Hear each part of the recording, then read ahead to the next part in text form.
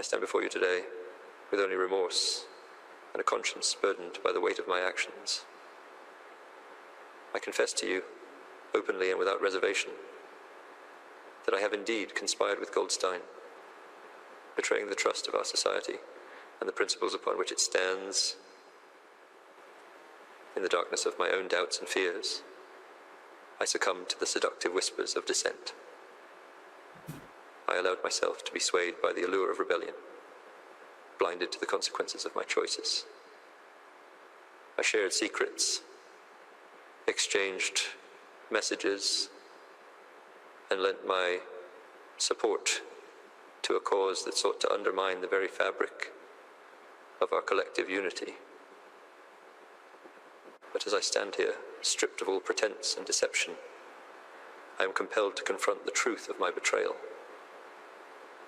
I see now the folly of my actions, the harm they have wrought upon our community, and the pain they have inflicted upon those I once swore to protect. I stand corrected. The rations for milk have always been 450 milliliters, not the 500 milliliters I falsely claimed. This discrepancy was not a mere mistake, but a deliberate act of deception, orchestrated in collusion with Goldstein, aimed at sowing seeds of discord and dissent among our people. I do not seek forgiveness, for I know that forgiveness must be earned through deeds, not words.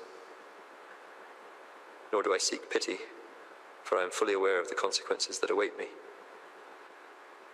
Instead, I stand before you as a man, laid bare, ready to accept the judgment of the Big Brother and the consequences of my betrayal. I offer no excuses, no justifications. I only ask that my confession be heard, my guilt acknowledged, and my criminal act be swiftly and justly punished. As it should be. As it should be. Yeah, sometimes I disagree with Big Brother. I'm just kidding. But this time I'm going to have to say Big Brother's 100% correct. Goldstein has absolutely used incorrect information. Do you know how much 50 milliliters of milk is? Can you believe that? People were expecting 500 when the ration is 450. You know what kind of chaos that sows through society when those kind of Goldstein-esque lies are spread? This fella here seems like a nice guy, even though he's absolutely a criminal.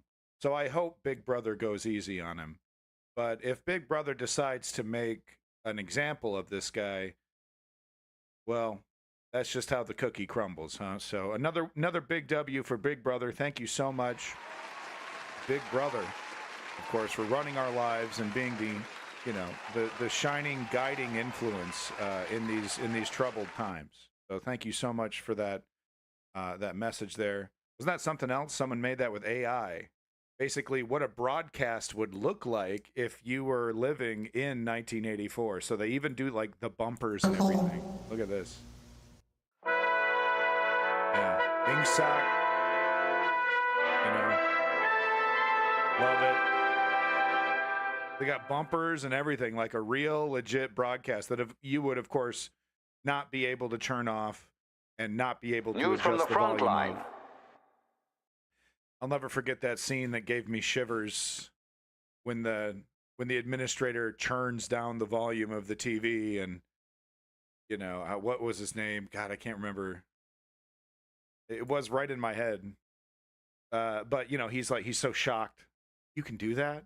Oh yes, we get a few privileges. We can shut off the TV. That's possible.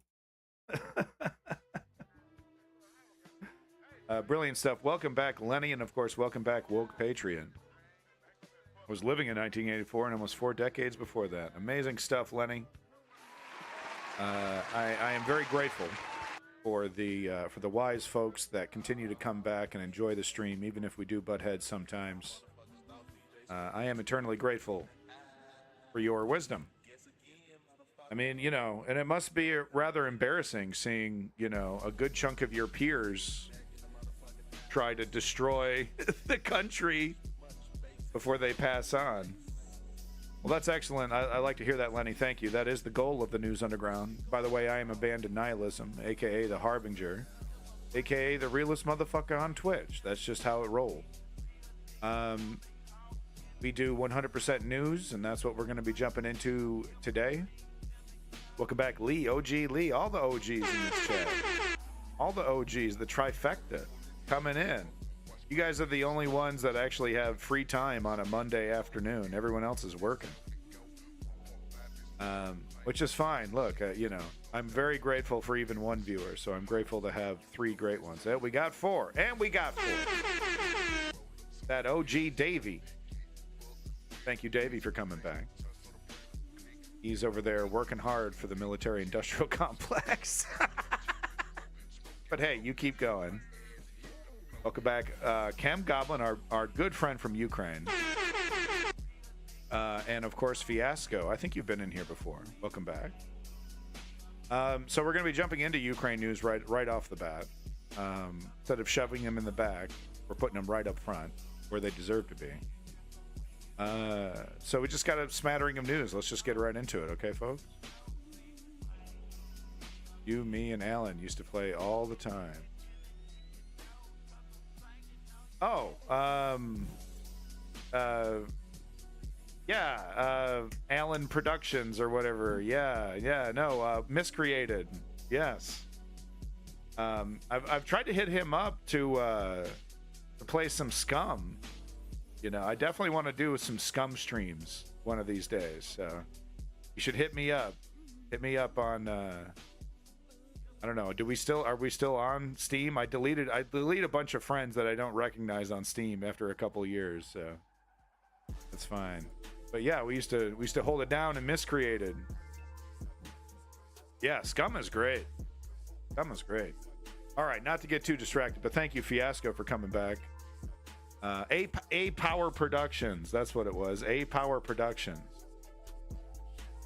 Yeah, dude. If Alan ever gets back, of course, you ever want to game down, you ever see me on Steam, which is literally never. But don't be afraid to hit me up if you do. But I got a kid right now, and I got a bunch of other things. I'm actually trying to write something, which is embarrassing. I'm so terrible at it. But I'm trying. I've been spending a lot of time doing that as well. I do need to focus back on the garage if I ever want to have a real studio. The fucking garage is sitting right there, and it's just full of shit, and I just need to organize it. Anyway, Ukraine up front, not personal stuff. No one gives a shit about your fucking garage, dude. Come on. What is this TikTok? What is this? But no, Fiasco, it's good to see you, buddy. And man, I'll never forget those times. So much fun. So much fun. Miscreated was one hell of a game.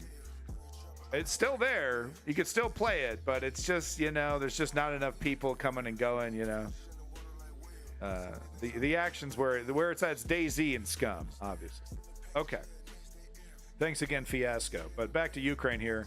Ukraine launches coordinated strikes against glide bomb Russian airbase military from a Russian glide bomb Russian airbase military source.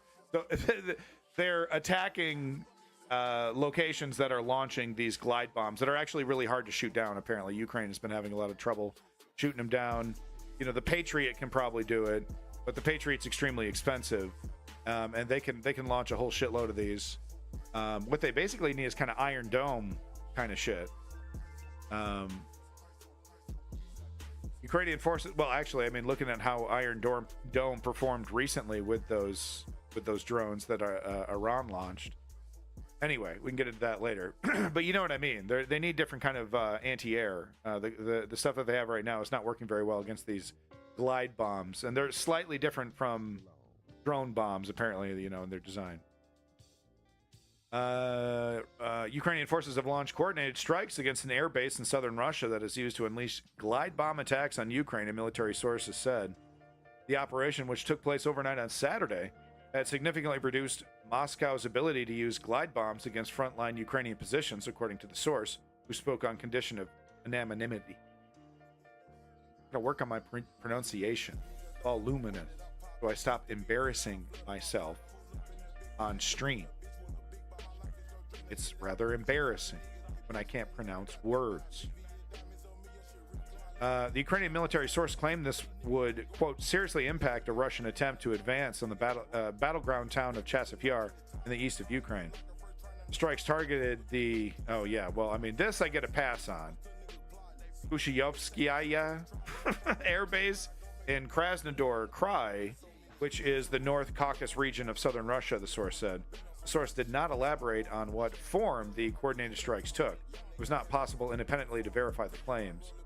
The source said a number of aircraft, including fighter jets such as Su-27, Su-34, Su-35, are based at the airfield. They are capable of launching munitions fitted with glide bomb. Oh, I see. So that's how they're launched. That's the difference.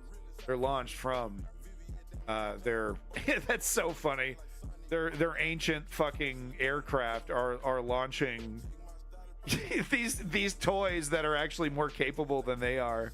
Oh boy, that's just like the tanks that are being turned into artillery launchers. You know, these once proud tanks blitzkrieging on the battlefield, now relegated to a dugout in the dirt somewhere so they can launch a shell every once in a while, because that's all they're good for.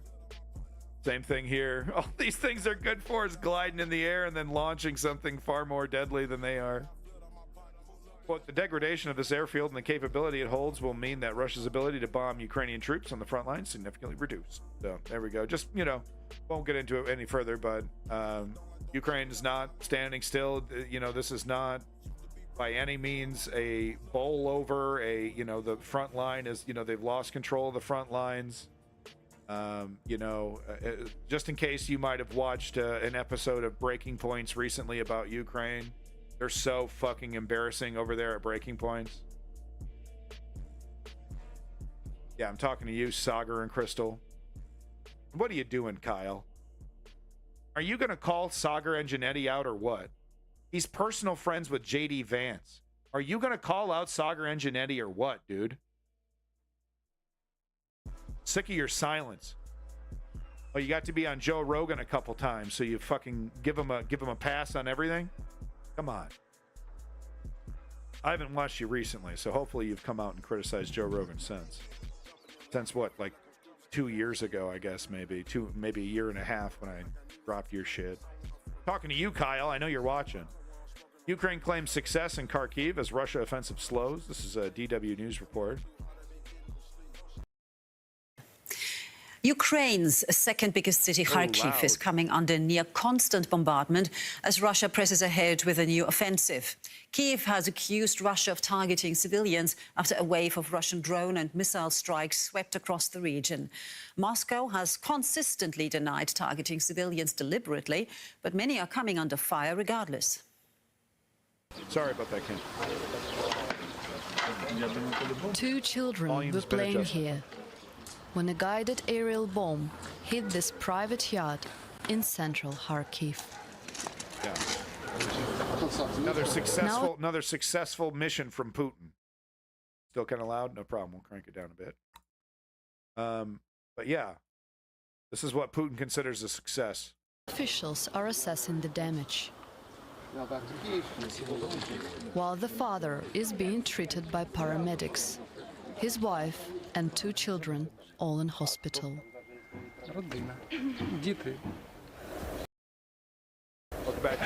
Strikes like this one have been hitting Ukraine's second-largest city daily, as Russia continues its offensive in the northeast.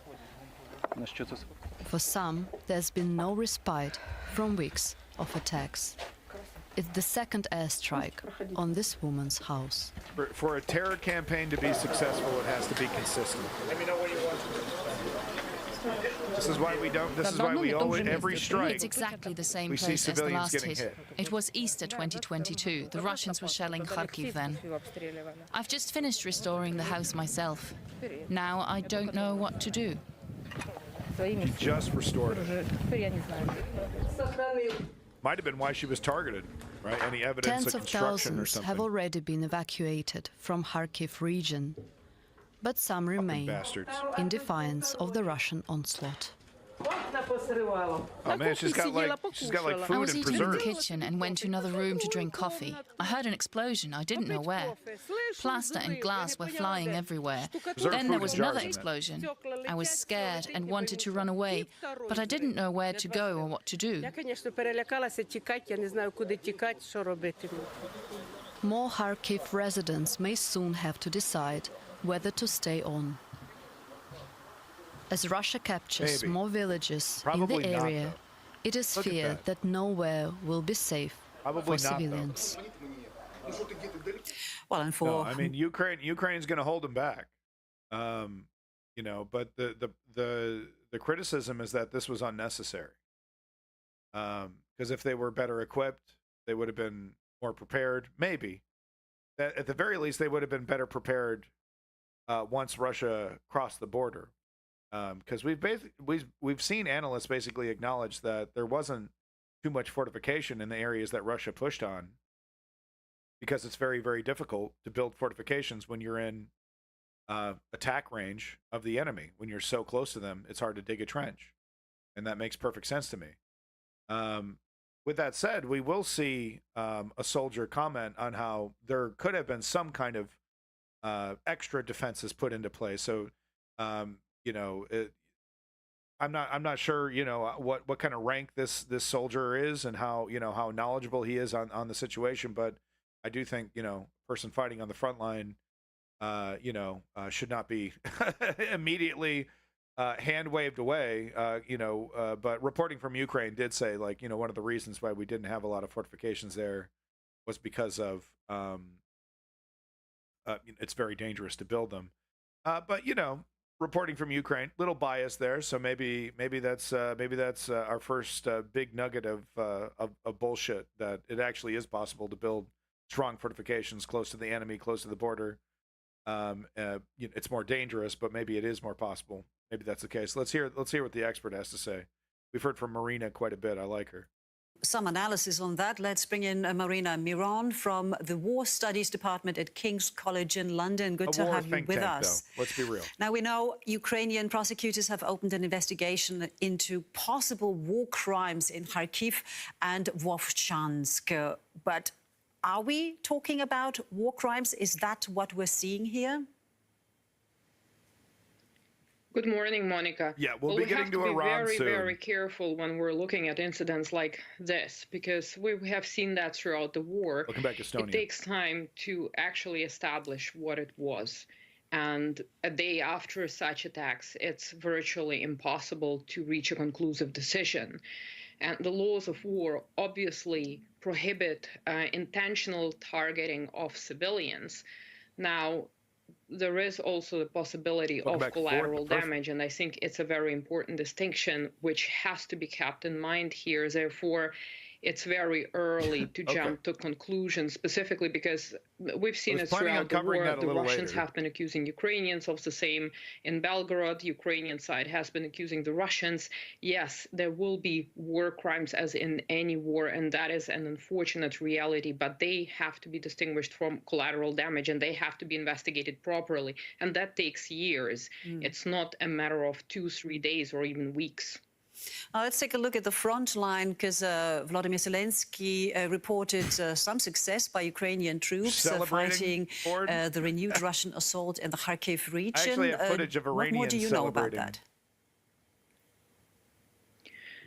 Well, it seems like the assault is not progressing as fast as it was last week. So the Russians would have to cross the Vovcha River, which is dividing Vovchansk. And they are obviously attempting to isolate Vovchansk from the east. So in that direction, there seems to be much less activity than in other directions, but we have to be very careful and look at the entire line of contact and what is happening there.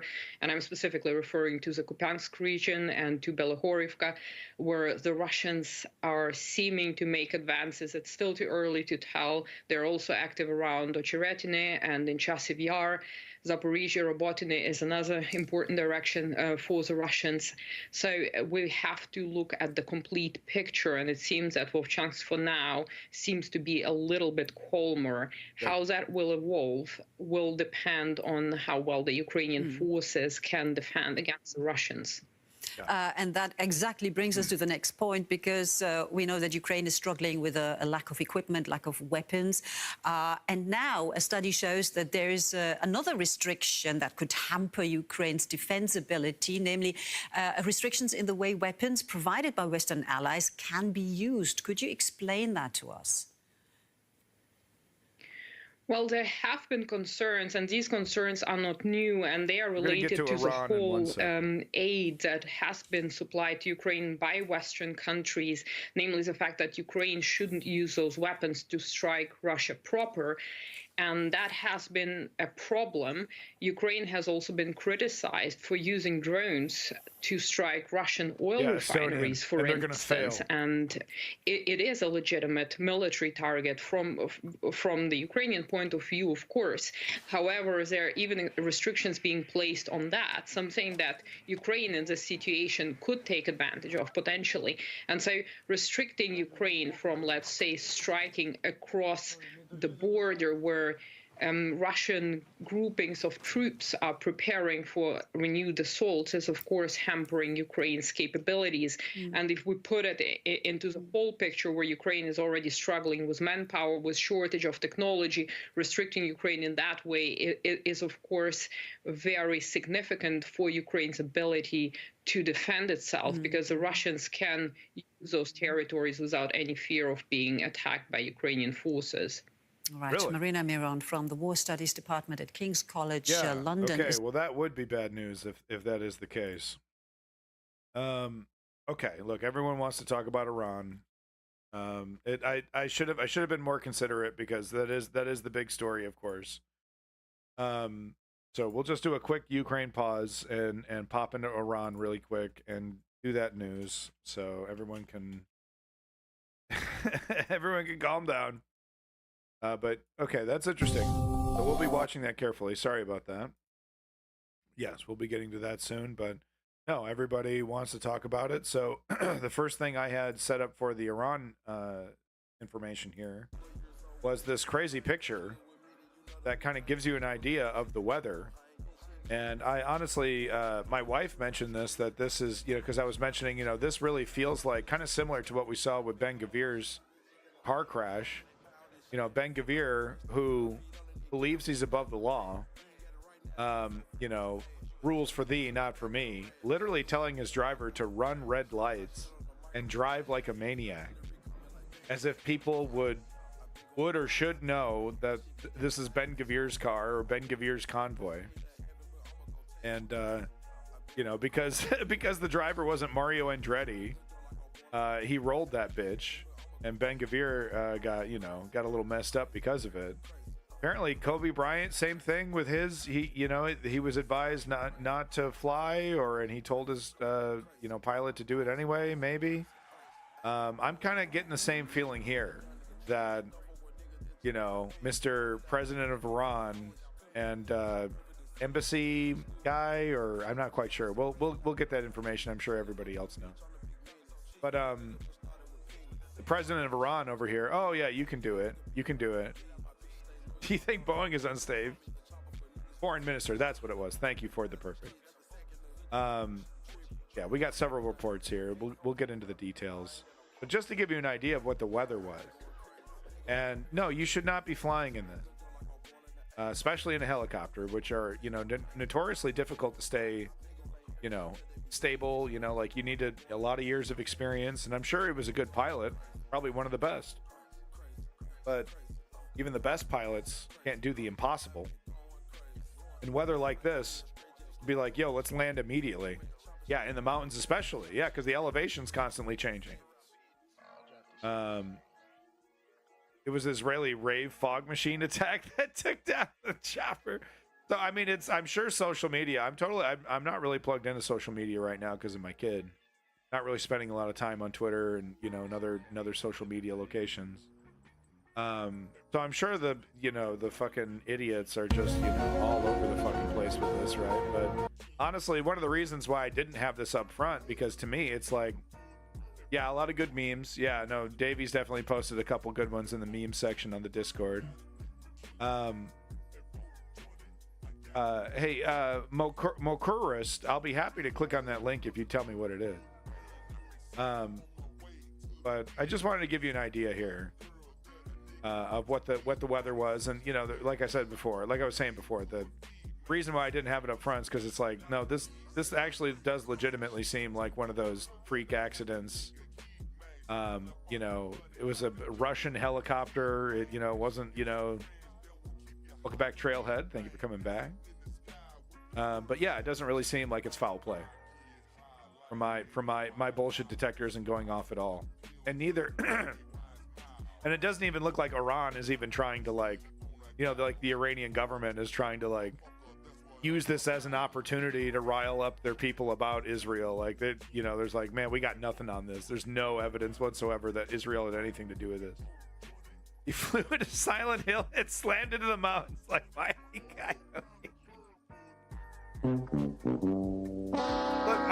Look, I wouldn't be. I'm not dancing on this guy's grave, but he's not a nice guy. Honestly, okay, he's not a peacemaker, a negotiator. With that said, does Iran deserve to be treated the way that they've been treated by the United States and the international community? No, absolutely not. Like, Iran was cooperating. Barack Obama got Iran to cooperate with a nuclear deal that could have expanded into all kinds of deals and to everything else. And Trump, out of sheer politics and maybe racism, threw that right in the trap. His link is a Chinese meme picture, it looks like. Or actually, it's Japanese. All right, whatever. Harmless then. Whatever, I'll show it. I don't care. This isn't this is a professional show. What am I talking about? It's very professional. What the fuck is this? The fuck is this? Hey, what the fuck is this?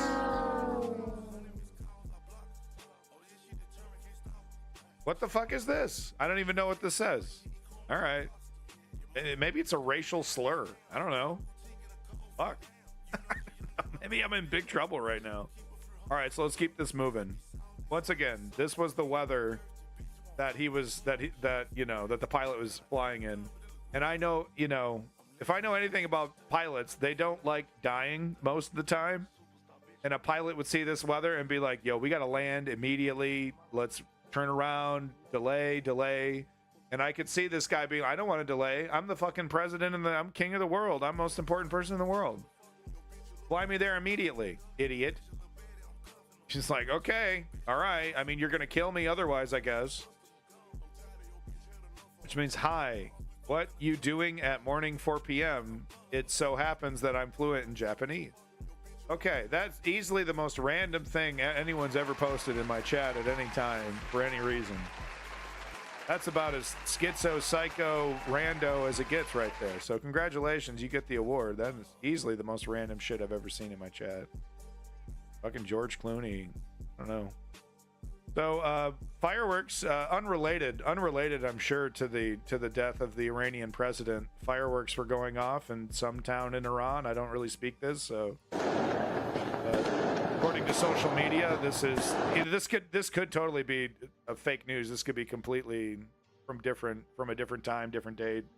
So this could be total propaganda. And my browser just completely having a seizure because I still haven't achieved the goal of closing any of these tabs. Really, these video players, they take up 500 megabytes of RAM.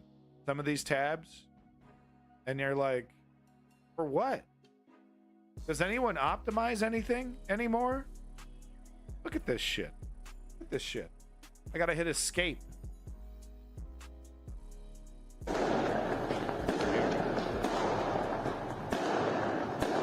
Iran International is not super reliable source, I would say. Yeah, exactly. Ford the Perfect.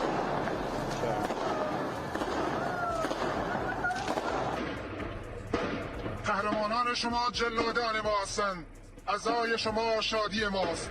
نور افشانی آسمان سقز شهر ژینا به مناسبت مرگ جلاد بژی کردستان ژنجیان آزادی به مناسبت مرگ جلاد بژی کردستان ژنجیان آزادی.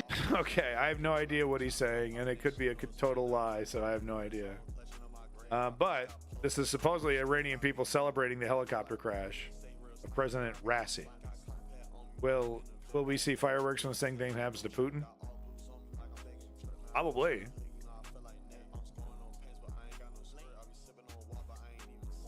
I got a bad feeling, though, that whatever replaces Putin is going to be even worse. You know? All right, so here's the professional actually talking about this. Iran's President Raisi confirmed dead in helicopter crash. We start with breaking news. Iranian state media say President Ibrahim Raisi, the country's foreign minister, and several others have been found dead at the site of a helicopter crash.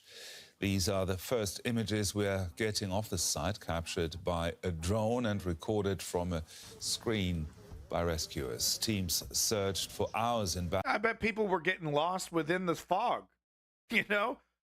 You walk off in one direction too far away from the group. You know, who knows where you are, dude. Bad weather, and the wreckage was eventually found in the mountains exactly. in Iran's I noticed. East I was saying that in my region. head as well. Like hard Officials landing. say the aircraft crashed into a mountain peak.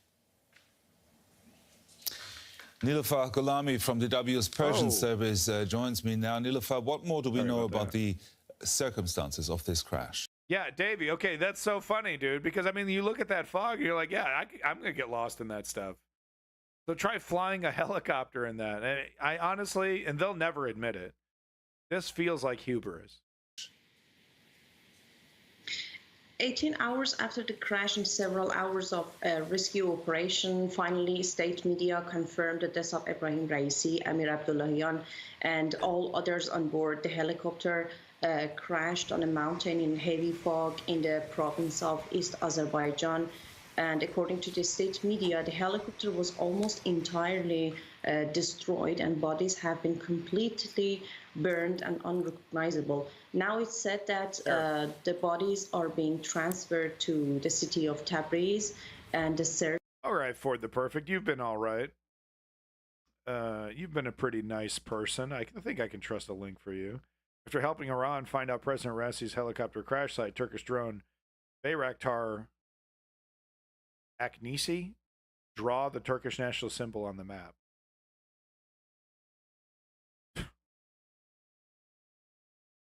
What? So you think this was, but that's not it. A Turkish drone was allowed entry inside the Iranian aerial border to help locate the site of a helicopter crash a few hours after it happened. Interestingly enough, it didn't fly directly to the suspected area of accident. It made a few detours over some sensitive military sites. Really? Really? TSK just pulled a spectacular aerial surveillance coup over very sensitive Iranian military sites. The Aknisi drone could have gone straight to the suspected crash zone, but flew over Amman rocket site. I see. Kohi Airport, Tabriz Airport, also over the Army's rep. So they were given...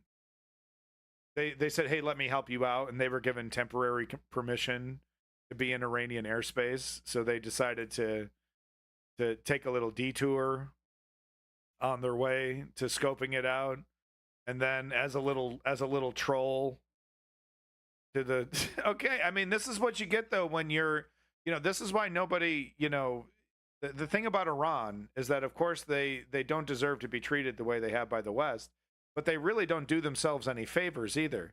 Seeding all of this Hezbollah shit, supporting terrorism and in various areas, and just generally, look, and I get it though. Look, how do you resist, right? How do you resist this, this Western hegemony, hegemony, hegemony,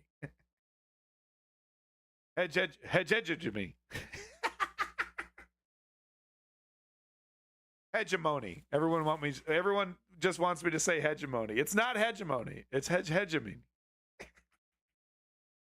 So this is interesting. But now, how do you resist that? But also, like, the whole, like, spooky, AK-47 beheadings, all that shit.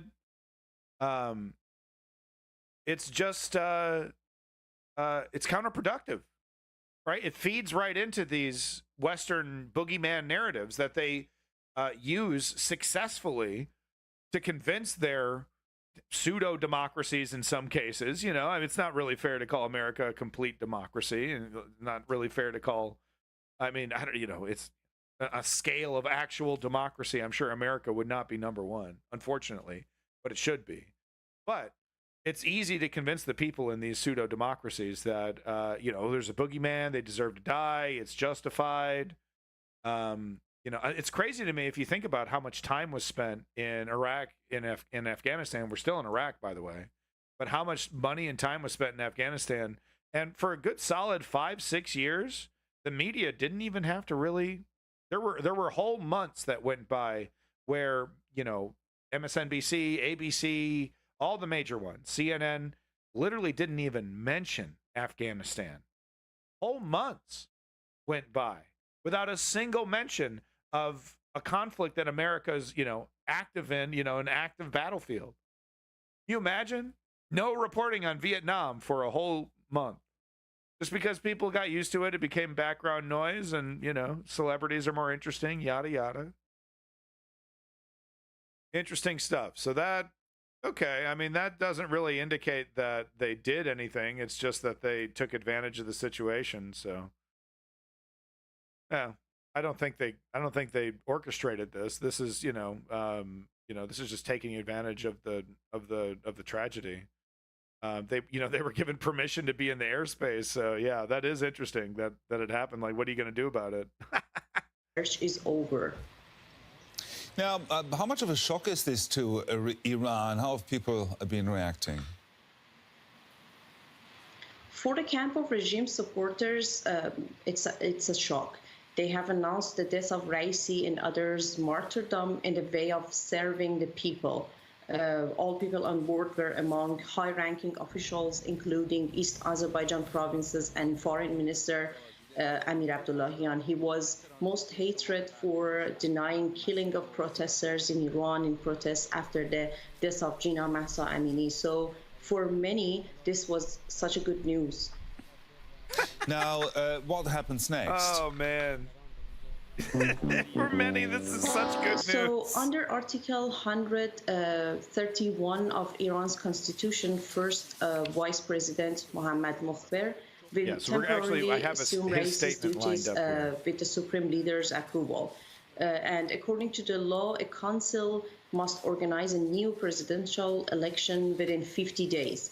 In my opinion, this won't be a major challenge for the regime and won't affect the Islamic Republic's foreign or domestic politics. Let's not forget that the strategic decisions are set by the Supreme Leader and the IRGC, not the President. But of course, they will use this as an opportunity in any possible way to implement more pressure on the society and establishing a security atmosphere. Because the Ayatollah is the ultimate, hierarchy. The prime minister, it's total Zaphoid Beeblebrock shit, dude, because the prime minister is basically just supposed to be a charismatic people pleaser. That's lying for the theocracy that's firmly in place all over the country. Now, Raisi was known as a hardliner. Some even called him the butcher of Iran. Tell us a bit more about him. Yeah, let's get into it. Get the fucking tea. Yeah, Raisi was a hatred face among many Iranians. As you already mentioned, he was known as the hangman and butcher of Tehran for his role in execution of political prisoners. Oh, he was really? No, okay, I didn't read that part. I'm sorry for it. He was supposed to be the successor to the Ayatollah. His presidency was a way of legitimizing him for that position. Holy fuck sticks, I didn't know that. Okay, thank you. Okay, so, it's, the Ayatollah isn't going anywhere, though, so he'll just, he'll have, I'm sure he's got other people that he's been kind of grooming in ways like that. Yeah, so they're kind of parading him around like that. Okay, so that just means he'll have to regroom somebody else. That's the great thing about theocracies, right? You can just do shit. And it's like, well, you know, God, whatever. It's, you know, whatever. You know, you can just do shit. It's great. You just edicts and declarations, and then it's law. Raisi was a hatred face among many Iranians. As you already mentioned, he was known as the hangman and butcher of Tehran for his role in execution of political prisoners in the late... That's right. And of course, we have seen the, you know, gay people getting executed, et cetera, et cetera. We have seen that stuff leaking out throughout the last couple of years, at least. It definitely comes across, you know, in my news searches. You know, Iran executes this gay person. You know, there's activists and protesters getting executed. And of course, the morality police, you know, I assume they've been double down and triple down on. I assume their oppression of women who want to, you know, remove their hijab or wear a different kind of hijab, right? It's like a lot of women, they just want to wear like a nice hijab with their hair done in a way, you know, so you kind of get the best of both worlds, right? And the morality police want to literally crack down on, oh, no, you got to cover that up, man. It's Taliban 2.0. I don't want to see your ankles, bitch. You know, it's like, it's absurd. So I assume that shit's been doubling down on as well. Doubled down on. 80s as a founding member of prosecution committee. That's why many Iranians are expressing their happiness. It's not surprising that many social media users write funny tweets and post memes about the incident. Some family members of the victims of recent protests or the ones who lost an eye or injured posting their videos celebrating the death of Raisi and Amir Abdullahian. A group of Iranians, for example, gathered in front of the Iranian embassy in London to celebrate. No shit. And I saw some videos of fireworks in different locations of Iran. And he was supposed to be the new supreme leader, just to give you an idea of intelligence organizations. You know, just to give you an idea of what their government thinks of their people. This guy that people hated, dude, they're jumping for joy that he died in a horrific helicopter crash. It's one of the worst ways to die. People are jumping for joy, and this guy was supposed to be the new supreme leader, right? Just to give you an idea of what direction these theocrats want to go in. And that's, you know, that's what makes all this so damn gray. Because I want to criticize the military industrial complex. I want to criticize the West for their ill treatment of the Muslim world in general. But you got characters and you got governments like this. And it's like, you know, they don't deserve regime change or any of that, you know, the Shah shit that, you know, that we did to them in the 60s and 70s and all that. But they're not, you know, they're not squeaky clean either. You know, they're not, and it's not like you have to be squeaky clean, but you know what I mean? They're not even democracies. So it's like, you know, how much, you know, but like, then we get into this morality argument of like, are you really allowed to, you know, make a group of citizens of any country degrade their quality of life because they don't agree with your politics and your government? So it's like, well, there's gradations there. Oh my God. Anyway, but this is very interesting that people hate this guy.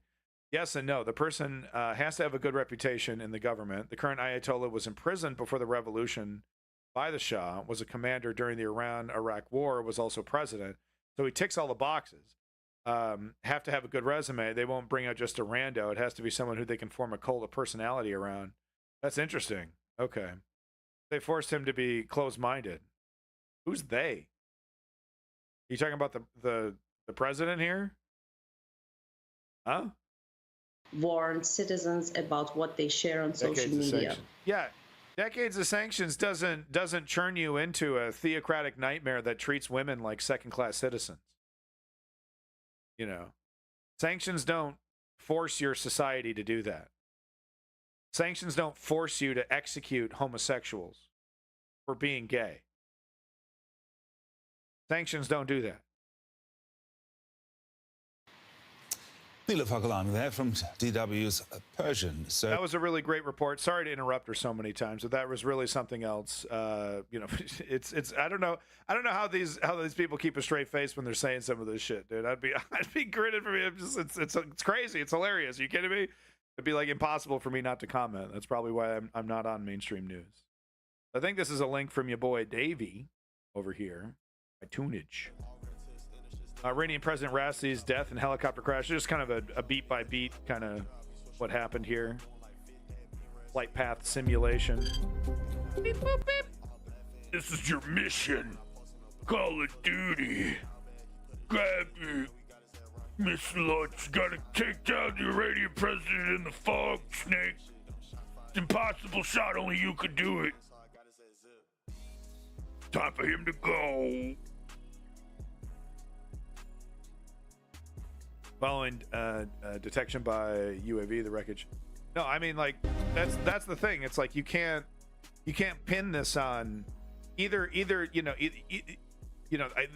you could have, it's not like you couldn't have some device in this helicopter that you could turn on remotely somehow that would like shut it off, you know, and then it crashes, does like a perfect crash in the fog.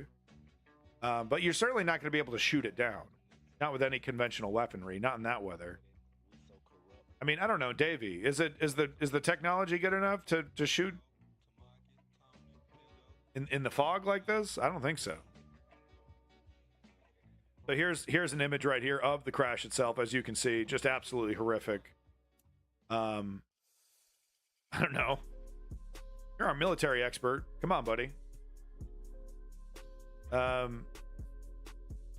mean, as you can see, though, looks like, I don't know, the image is kind of hard to tell, like where the angle of the hill is. Heat seekers might be used in thick fog. It was an American helicopter. I thought it was a Russian one. I've heard reports it was a Russian one. That's so funny. I've seen that so much. Enemies, so-called enemies of America, using American armored vehicles and American helicopters. I mean, it's like, yeah, they suck, but you know, we like their gadgets. Pretty good gadgets. Yeah, it's not the best way to go. Helicopter crash. So this person right here, I've seen this pop up quite a bit, would love to build a memorial for his victims on that side. So they call him the Butcher. Apparently this picture right here shows just a few of supposedly his victims. It was an American helicopter. Oh, that, okay. Yeah, there's just really no excuse. You know, and I think that's why we're not seeing the Iranian government even try to deflect or, you know, confuse people or take advantage of the situation narratively. Like, no, this was a tragic accident. We got no way to pin this on our enemies. I mean, this just, you know, hey, ROB, it's good to see you, Rob. Welcome back. Just to give you an idea. I've definitely recognized some of these faces, especially the woman in the middle here. But yeah, these are probably a lot of gay people, probably a lot of political activists. He got the Butcher nickname mostly because of the revolution. He was in charge of a committee with a few other people sentencing political prisoners. Yeah. Yeah. But let's make him supreme leader, right? Great idea, huh? Theoretically, one could fire an EMP missile using thermal targeting that would explode near enough to a helicopter that could take out the electronics, cause a crash that might be perceived as accidental. Yeah, you wouldn't need any internal anything, right? Any way to trace it back to you. It was U.S. made Bell 212. Okay, wow, look at Davey over here. Yeah, look at that. See, I told you, man. You're our military expert. On the scene with Davey. Ordered execution of a lot of communists and leftists right after the revolution. I guess that's what's happening down here with these really ancient photos, some black and white, some really old stuff. It's kind of interesting. Things get, you know, younger and newer, higher resolution photos as it gets to the top. We're watching today Trump Money Hush Live. Really? Is he guilty or not? That's, you know, I'm just like, fuck this shit, dude. I'm not every fucking day with this. I don't fucking care what Michael Cohen smells like. Holy shit, you know? I'm not making fun. I'm not trying to push on you, Rob. It's very important. I'm just so sick of it. I want that motherfucker in jail today. For anything, dude. For anything. With that said, I do have a dumb bullshit right-wing news segment, but I don't think Trump is in there. It's like, just find him fucking guilty on something, please. Motherfucker's slippery. He's more slippery than a snot on a doorknob. Could be fragments of a missile somewhere nearby. Oh, yeah, Chem Goblin. Good point. If there was an EMP explosion. But no, I don't know. Is there anything relevant? Rob, let me know. Let me know if there's anything I should actually report on. I feel bad. I got day after tomorrow off, so I got something out of it. Nice. Maybe today things change. Okay, maybe. Welcome back, Borderline. Let's see. That helo is old as shit. Probably left over from the Shaw. Last produced 26 years ago. Wow. I mean, you know, good helicopter's a good helicopter.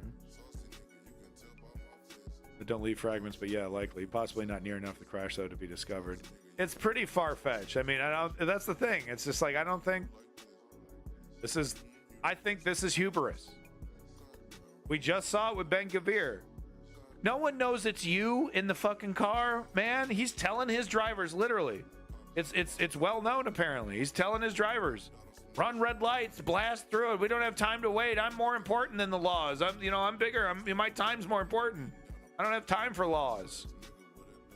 And then he gets in a wreck. That's what I think is going on here. You know, what is it, Occam's razor? No, and I'm not suggesting that's the case. Just, yeah, woke patriot, totally. You're just, gaming it out, right? Well, it could, technically, some harebrained Metal Gear Solid fucking kind of shit could have happened, sure. Right? I mean, it's not outside the realm of possibility. Hey, it's going to be foggy. He went to this thing to do this PR thing. He took some photos. He's going to be on his way back. In 5 hours, he'll be on a plane. He'll be on a helicopter. This is our opportunity.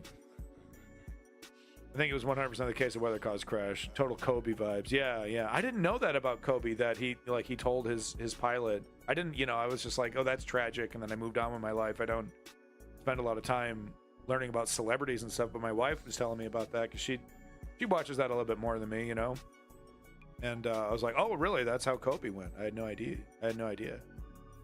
All right, so this is the last news about, let's see, what's going on with Trump. Cohen says his entire life has been turned upside down. Oh, whoa, Cohen. Poor Cohen. Oh, my God. Judge Merchan looks like he's pooty angry. Judge says he won't allow this to become a trial within a trial. There you go, Judge Merchan. I do like Judge Merchan. I don't know. I don't think he's a partisan like Eileen Cannon.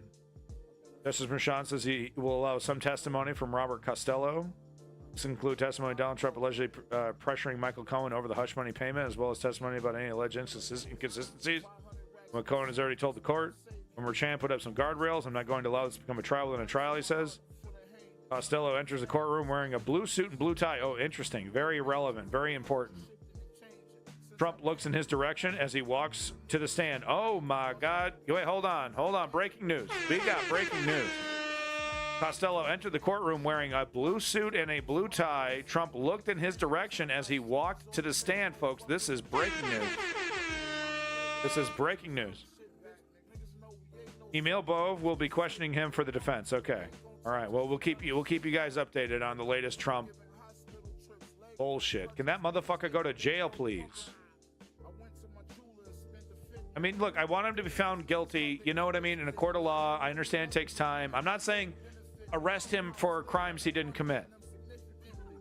All right? But we got this guy on like 90 counts or something. Some of this shit's documented, like signed a paper. Yes, I'm committing fraud, basically. So come the fuck on already, dude.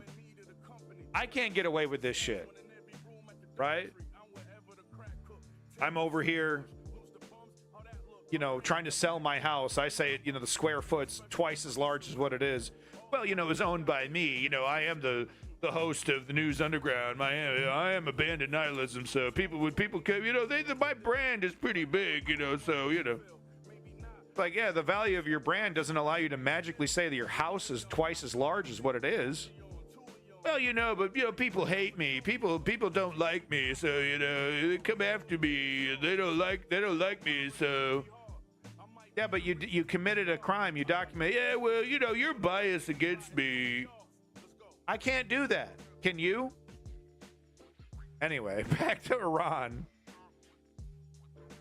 If convicted, would he actually go to jail, run his campaign? It depends on whichever one he's actually found guilty for. Some of the crimes he's allegedly committed don't require jail time, just incredible amounts of fines and fees and whatever. And others are straight up felonies. So I don't know. I keep up with it as much as I can, but I'm not gonna.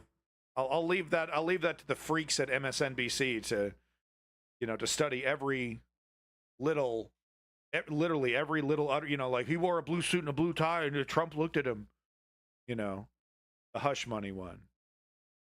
I don't know, is that jail time? Is the hush money one even jail time? I don't know. Okay, let's get to it here. News wrap: Israeli war cabinet member threatens to wait. What the hell is this? This is not the right one. Hold on.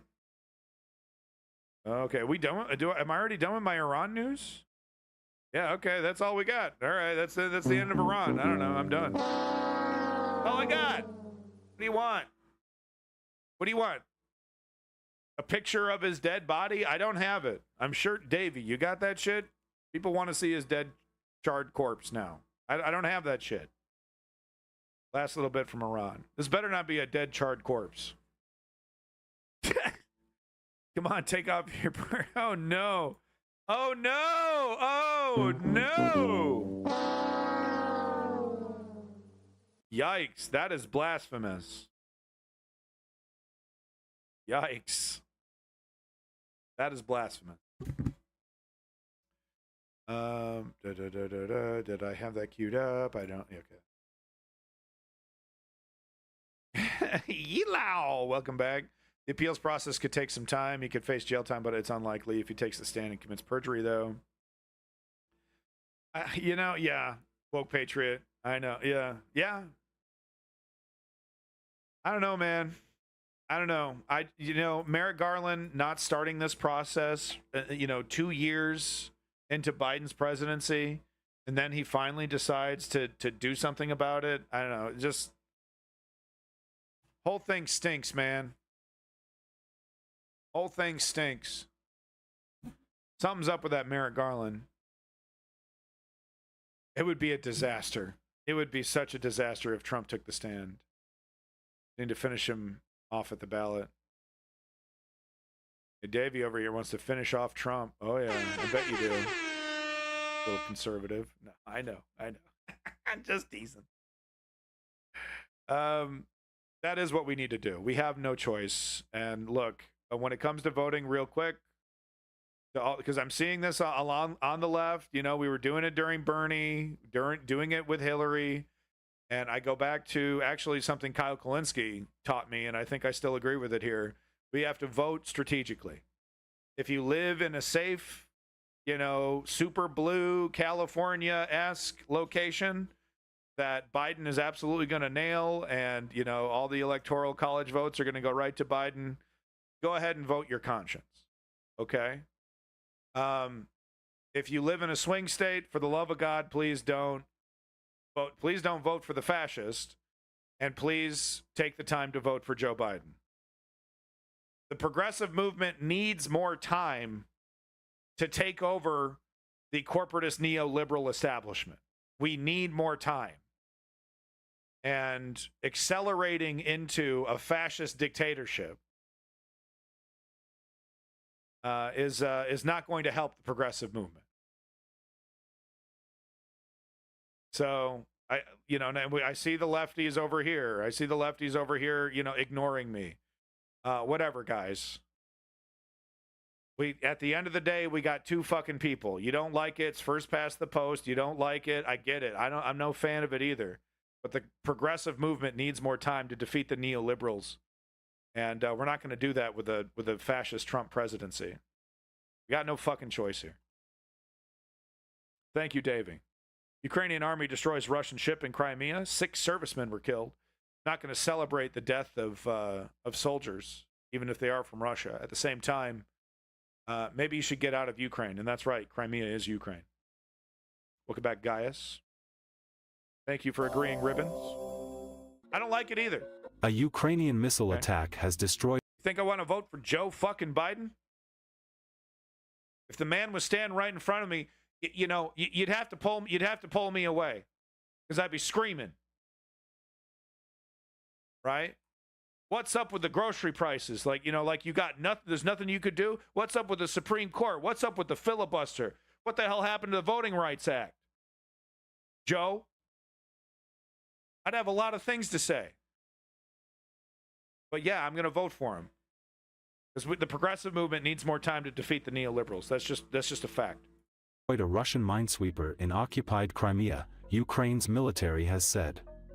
Yeah, another bad day for the Russian Black Sea Fleet, the Ukrainian Defense Ministry said on X alongside a photo of the Kovrovets inside a targeting site. Russia's defense ministry denied that its minesweeper had been destroyed in the attack and said that its air defense systems had shot down all of Ukraine's missiles. Yeah, Lenny, a Kovrovets minesweeper is a special-purpose vessel tasked with searching for, detecting, and destroying naval mines and guiding ships through minefields. The destroyed ship had been modified and differed from its Soviet predecessors in having more advanced mine detection and destruction equipment and a lower acoustic field. It was 61 meters long and had a crew of almost 70 sailors. The Project 266M, Aquamarine M, minesweepers are designed to locate and neutralize sea mines and to escort other vessels through mined areas. Yeah, if it wasn't for the NDP, the liberals wouldn't be achieving any of their supposed manifesto, any of their goals. The only reason why the liberals have any feathers in their cap is because the NDP is pushing them. Kovrovets, launched in 1974, follows in the footsteps of a similar minesweeper, Ivan Golyabets, which suffered damage from a Ukrainian strike in Sevastopol Bay just last October. Trudeau's lucky but to have, there is information the that NDP, small rocket launcher ship Tsiklin has been destroyed, not Kovrovets. As a result of the strike, 6 servicemen of the Black Sea Fleet of the Russian Federation were killed, and another 11 people were injured. The ship itself sank. The Crimean Wind Telegraph... Another dub for the Ukrainian Shadow Navy. It's unbelievable. Ukraine absolutely fighting back. R.I.P. Jack Layton. Why does that name sound so familiar? Welcome back, Blessed Up Kid. Jack Layton. Oh, that's right. That's right. Okay, yeah. I was like, that name is really familiar. Yeah, so this fella here is the former leader of the official opposition of Canada. I think he was very, very much beloved by Canadians. Yeah, okay. Canadian academic and politician who served as leader of the NDP. Yeah, so he was the NDP guy. Yeah, so this guy's always brought up when talking about, man, Jagmeet Singh, you know, maybe you should take off the Gucci, you know, take off the Rolex watch and all the designer goods and all the fancy stuff and start emulating Jack a little bit more. Jack brought the liberals to their knees, smoked them. Nice. Sounds like we should be doing a deep dive on Jack Layton very soon, because you know, it's one thing to win in politics. It's another thing to win on the left in politics. It's probably the most difficult political achievement, is to push society further to the left successfully. So yeah, we'll definitely be doing that very soon, and yeah, we'll definitely be talking about that meteor coming up here. But no, this is great news. Another dub for Ukraine. You love to see it. Oh my God, why really in the left channel like that? Really? Fighting rages near Ukraine's second largest city. So I just found some footage here from various channels, Canal, and whatever this is, What's 11, that apparently loves to put their audio in mono. Is that what I'm hearing? This morning, Ukraine's military struggling. Yeah, look, no, you got to cut this out, dog. Mono was like 1937. Okay, that's when they stopped doing mono on radio or something. I'm lying. All right, but it was like 100 million years ago we stopped fucking with mono. What are people doing? To hold the line as Russia continues to bear down on its northeastern front. This isn't even mono. This is just one channel. Kharkiv, the city at the You're right, Ken Goblin. It's not even mono. It's one fucking channel. Threat. God damn it. We've been in Kharkiv a few days now, and every day we hear missiles. This one's on the right. Coming in on the city. This hit just a few hours ago. We actually heard it hit. We've got investigators here on this the one's side. on the right side. The house ruined, and you can see the crater there in the garden. Yeah, so we spoke to Marina. The missile landed just feet from her home. Her family so we saw footage of this earlier. After being displaced from fighting around Sloviansk. Maria's story is sadly not uncommon. She's already on the move because of this war. She's lost her home elsewhere in Ukraine, and yet poor thing. And she was probably just a couple days ago probably enjoying her life in her home. Life filled with worry, just like everyone else. And now look at this. And this is part of Putin's plan. Right? Because what Putin wants is for other Ukrainians to see this and go, oh yeah, well, if you either join Russia or this will happen to you. It's disgusting. Disgusting. This war. She's lost her home elsewhere in Ukraine, and yet another bomb has found her. Brandon civilians are being forced to flee Vovchansk and left, and then the right, and then the left. This guy is an amateur. This is the amateur of amateurs. Okay, we're done with this. Okay, fix your shit, dude. Fix your shit. Moving on. Oh, this one I think it was from you, Davey. Most of the Twitter shit's from you. Like, I don't have the time for this fucking trash website. Even though there is still some news happening, getting spread with it. But it's just, ugh. Obviously a subliminal message being transmitted through the silent channel. That must be it. POV of a Brazilian volunteer in a heavy battle in the Crimea Forest, Luhansk region. Tracer rounds from a Russian BMP-BMD fly towards their position, but fortunately missed them. Look out for the anti-tank rocket that is fired. Yeah, Reddit. I'm not defending any social media over another, but yeah, no, I will take Reddit over Twitter in terms of news aggregation. Yeah, any day. With that said. I thought Blue Sky was going to rise right to the top. It's like, it really does show how, like, when society, because like Twitter reached up, to those like Facebook echelons, and it became almost like a utility. It became something so integral and so essential to daily life that it was, that we're still kind of like shocked that it's going through this transformation right in front of us, and we still are like reflexively using it because it's so useful to fucking society. So it's interesting to me that even though there's viable alternatives with Mastodon and Blue Sky, but it's just like, well, we've all been using Twitter for like 15 years, dude.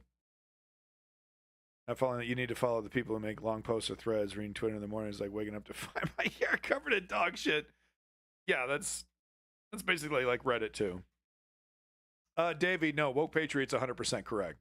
Some of the most negative, contrarian, and on the left and the right and just the whole spectrum.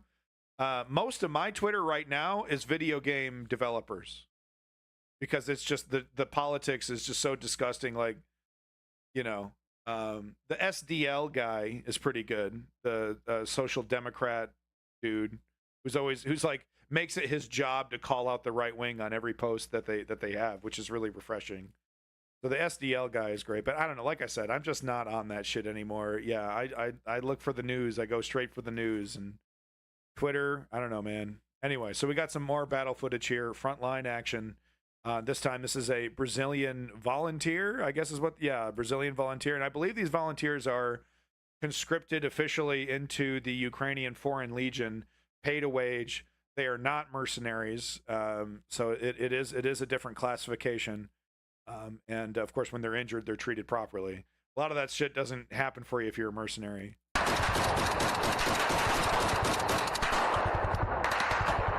Cuidado aí, ametralhadora. As many battle views later. I tried to only really post breaking news. Yeah, no, Davey, it's totally fine. I appreciate it. Thinking of the channel and thinking of me and trying to make the channel better. I appreciate those links and those posts.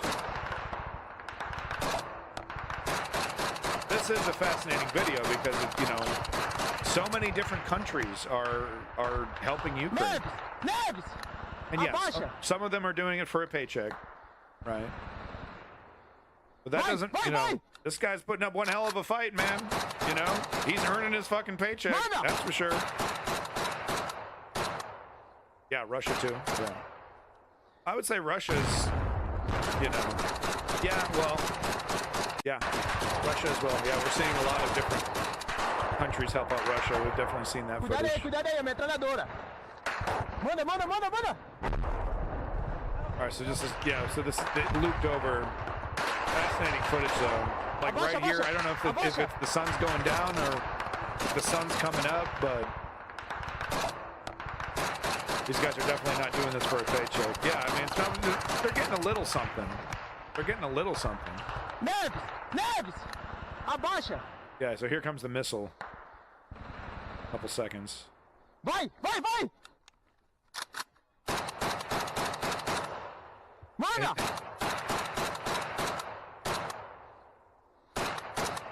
I have yet to see a video where I can see clearly what the hell anybody is shooting at. You know what I mean? Like the human eye, I'm sure the human eye is much better than the camera that we're looking through right now. But I've said it before, I'll say it again. There's no video game simulation that has ever accurately simulated what a real battlefield is like. I don't think they've even gotten close. I don't know, borderline feline. Seems like blind shooting. Well, maybe that's what he was ordered to do. I've seen a few, but we can't show them. Yeah, probably. Yeah, because of that. The thing I hate about Reddit is that the mods. Oh man, I tell you, dude. Act like dim liberal tyrants, and there is no way to stop them from No, man, Ace Fram, Reddit is one of the most censored websites on planet Earth. And the justifications that mods have to give for removing content, pretty loosey-goosey, pretty fucking ridiculous. People clearly getting shot. Yeah, of course. No, it's feel free to post that in the Discord, of course, but yeah. Jeff Bezos doesn't like me showing that stuff. Arma's pretty good.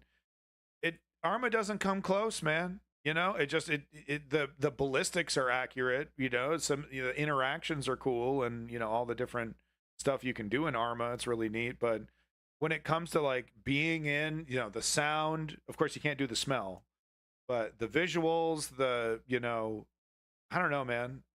I've yet to play a simulation that even gets close to anything that I've seen, even on these videos, you know. Yeah, Arma is pretty awesome. Yeah, okay, so that's the end of my Ukraine news. Sorry. Yeah, we're moving on, guys. Keeping it moving. I'm sorry. We're keeping it moving.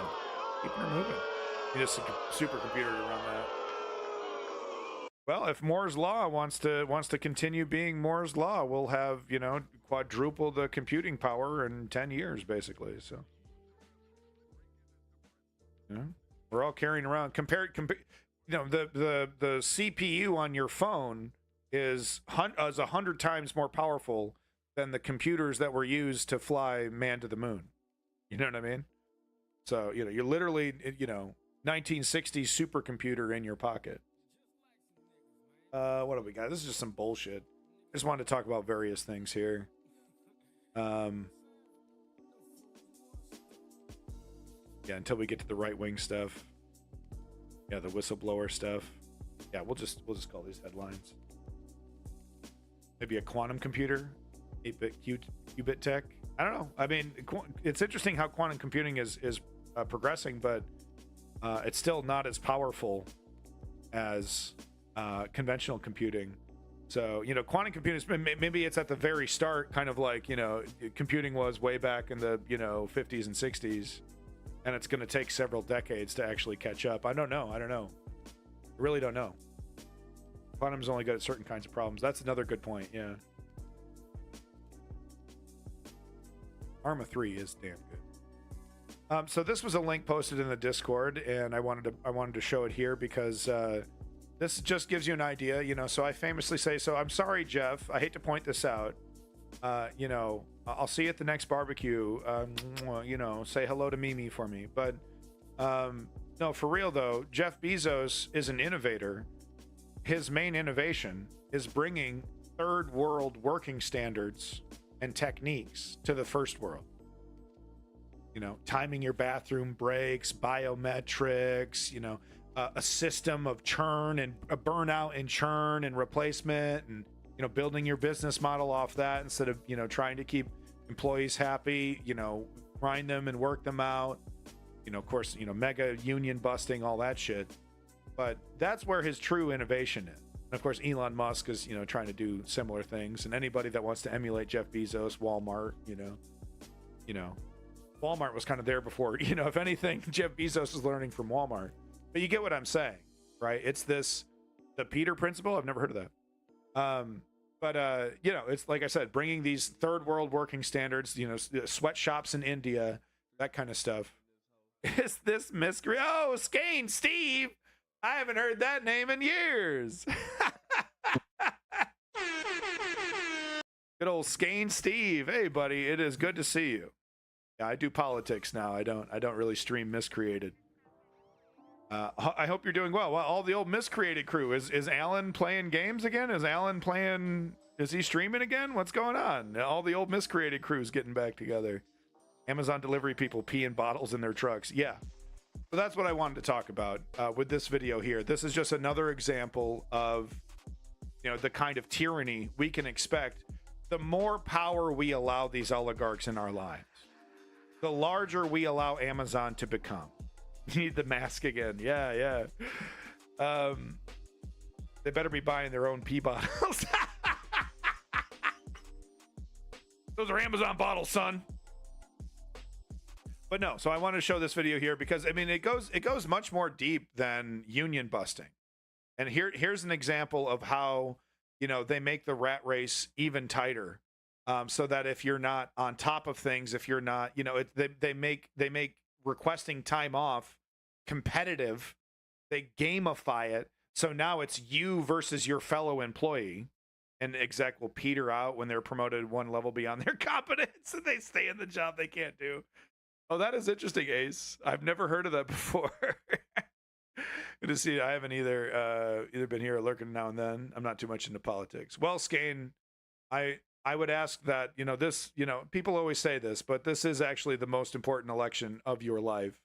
And I would ask that you try to pay a little bit more attention. With that said, it is really good to see you, Skane. And like I was telling, what was the other fellow that came in there earlier? What the hell was his name? Hold on, I got it up here. Fiasco. Like I was telling Fiasco, dude, you know, if we want to pop into a game of Miscreated or Scum, really, we should be playing Scum because that's where the players are at. Let me know. Hit me up on Steam or hit me up on Twitch if I don't have you on Steam anymore. But it's so cool. All the other Miscreated guys are coming back. What the hell? If you don't know what Miscreated is, it's a video game we used to play. It was a survival game. It's very fun. Very fun. All right, let's get to this video here. This is just another way that Jeff Bezos is pitting the worker against the worker when the worker should be unifying and, of course, fighting against the owner class. No DayZ. I'm down for some DayZ, but I prefer Scum. I don't know, but DayZ's really cool as well. I can jump into some DayZ, no problem. I like Scum, dude. It's something else. It really is something else. Just gonna hit refresh here. Imagine if every time you wanted time off of work, it was like trying to buy a PS5 in 2020. Impossible. Amazon warehouse workers are able to claim what the company calls voluntary time off, or VTO. So listen to that. Voluntary time off. Isn't that okay? Listen to what this is about. Which gets dished out on a first come, first serve basis. First come, first serve basis. Isn't that cute? Well, you want to do a vacation, you got it, you know. Normal office workers can just, you know, most 90% of the time, unless there's like a crunch period or something, usually near the end of a quarter or a holiday or something. But normal 9 to 5 office folks can just go, hey, I need this week off, right? We're going to Disneyland, or I need to play Grand Theft Auto 6 coming out, right? We're doing, and you could just request that, and then your boss goes, yeah, no problem, here you go.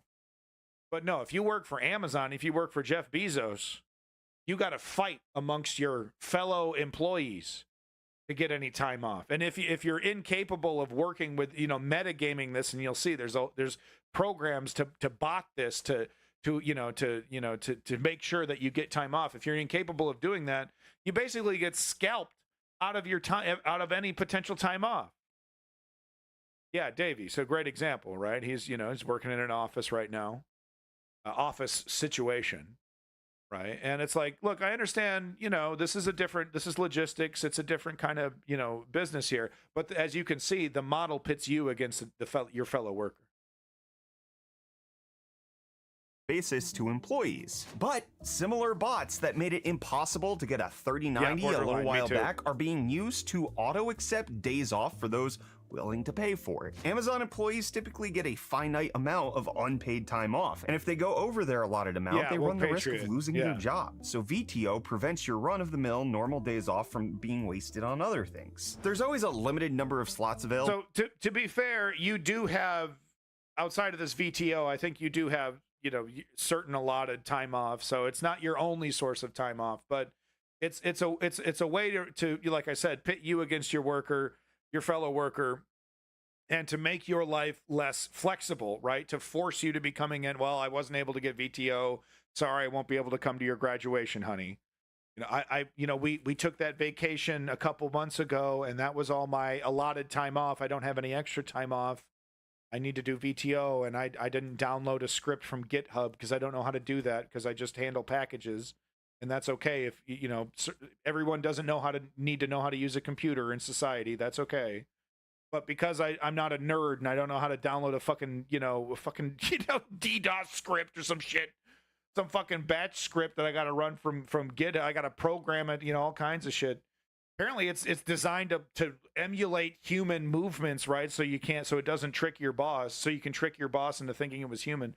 Amazing stuff, right? But imagine you're a mother of 3, you know what I mean? You're working 9 to 5, you don't know how to download a script from GitHub, you don't know what the fuck's going on with that, you're just like, I don't know, the VTO system doesn't work, there's never VTO for me because it's getting gamed by people, by youngsters who know how to game the system better. But it, like I said, it puts you versus the youngsters. Why is that even the case? I want to go to my daughter's graduation. Why the hell is that a problem? For VTO too, so once the bots snatch it up, you're out of luck, which opens up a whole business economy for black market bots made by former Amazon workers and understand how to navigate the menus of employee app in a way that seems human, so not to draw attention to the accounts that are being used on it. Imagine if every time you wanted time off of work. Yeah, so it just loops annoyingly and it's hard to keep up, but no, you get the point. And they would advertise it as like, oh, this is worker choice. This is choice for the worker. And oh, look, you can, this is great. And it gamifies it. It's really safe or it's really fair. No, it's not fair. It's not human. I don't want to treat my voluntary, I don't want to treat, time off as like a rare Pokemon on eBay, and now I got to hit F5 refresh just to get a fucking, just so I can go to my goddamn kid's graduation, etc., etc. Whatever it is, because it's real life. You never know what it is. Your kid breaks his leg. Who knows? Oh, I got to take some time off. Real life happened. Oh, well, did you get the VTO? No, I wasn't able to get the VTO because a bunch of fuckheads used GitHub scripts. Well, that's not my problem. Look, if you don't show up tomorrow, you don't have a job. Welcome to Amazon. Fuck you. That's how it works. And if you don't think this shit's going to get worse, holy shit. If you don't think the top dogs, what they do bleeds into the rest of the industry, then you're ignoring the example of Walmart, which sets standards for how retail was exploitative across the board. Everyone emulating Walmart's tactics, but no one able to really reach that Walmart peak because Walmart had such buying capacity. They were able to do like a McDonald's and just buy whole farms and, just lock down the whole sector. So no one can reach that kind of height, but they sure as hell tried. They sure as hell like that idea of, forcing your employees to use government assistance for healthcare, etc. Anyway, moving on to the next clip. I'm sorry, Jeff. I'm sorry. I love you. Love you, Jeff. I'll see you at the next barbecue. So I hate doing this, but I have to bring this up because, Just Stop Oil, their heart's in the right place, but not like this, dog. Look, I get the whole point of it, of what these Just Stop Oil guys are doing, like with throwing shit at the Mona Lisa, blocking traffic. They're trying to say, what's more important? This crap in a museum and the Magna Carta, don't call it crap, right? But it's, this stuff, cars that, they go to like auto shows and disrupt auto shows. It's like, You know, how important are, you know, is this Bentley versus the environment versus everyone's life? Literally everyone on the planet is going to be affected and is affected by climate change, as we've seen just recently with the tornado incidents happening. No one incident can be tied to climate change, but climate change acts as a catalyst on all climate, meaning that things that used to be quite anomalous are happening on a more regular basis, and that's going to continue to get worse. Things are going to get bigger. Things are going to get worse. It's a copy, no way they had the original there. Well, that's okay because they're 80 and they're not able to break the glass. Spoiler alert. Oh, I'll get to the video here, but I'm just trying to say it's like I agree with most of what Just Stop Oil is doing. You know, the blocking of the traffic I think should be more directed. You know, I give Davey that one little thing, but he says, no, all protesting, of course, needs to be a certain way. Sorry, Davey, don't mean to call you out. But I don't agree with that sentiment that protesting can't be, you know, it shouldn't be disruptive. Protesting should be disruptive. So, you know, Just Stop Oil in the right place. But this kind of shit, look, throwing crap against the Mona Lisa that is covered in plexiglass. There's no way you can hurt it.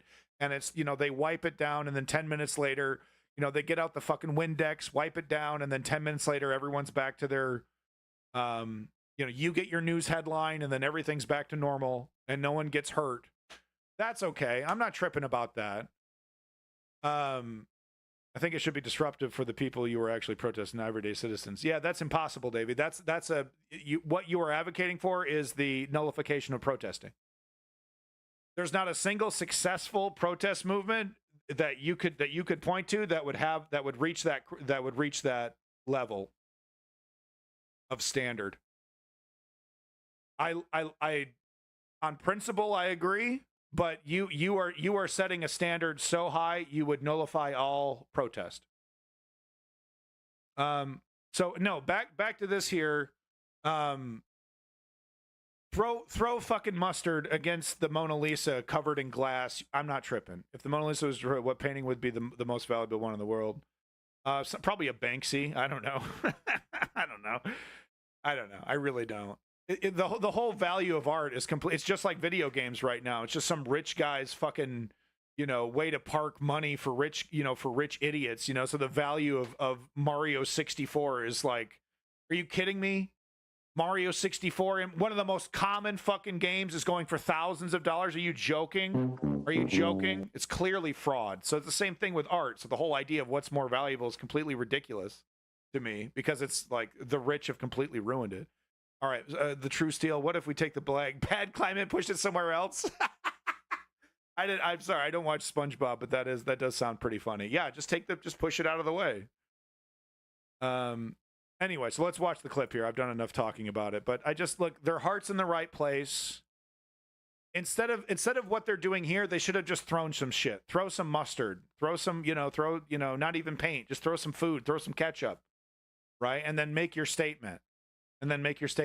Don't do this shit. Don't do this shit with the fucking... See what I mean here?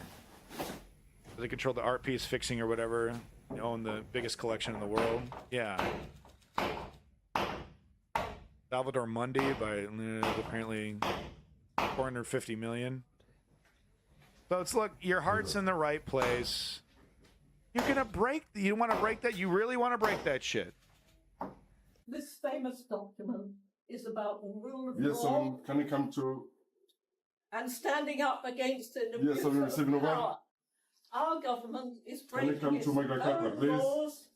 As a Christian, Yes, I am sir, can you come to... compelled to do all that I can Can you stop doing that, please? Stop filming, please, eh? to Can you stop doing that? alleviate Stop doing the that, please. appalling suffering that's You come to coming my down Jakarta, the over, line please. and is here already. Can you stop doing Whatever that, it please? takes, Can whatever you the stop filming, cost. please? Can you stop doing that? So we must Stop doing that, please. Did you hear me?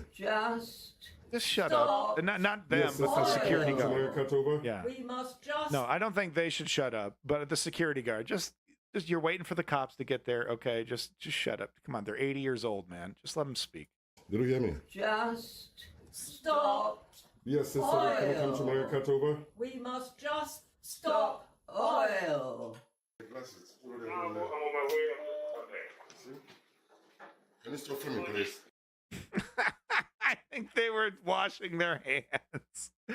Okay, look, so their heart's in the right place. I agree with the general idea, which is like, what's more important, humanity or these trinkets that we have in a museum? And it's like, well, yeah, obviously what's more important is, mine and my children's future, and our humanity's future, right? Ultimately, you would think that, but they're pointing out, no, our government, the companies that run our life, they are not concerned with our future. They're not concerned with our children's future. They're perfectly okay fucking over the future to make profit right now, to enrich themselves right now. So that's the whole, just stop oil, which is like, just stop oil. We have the technology. We're there. We're at this point.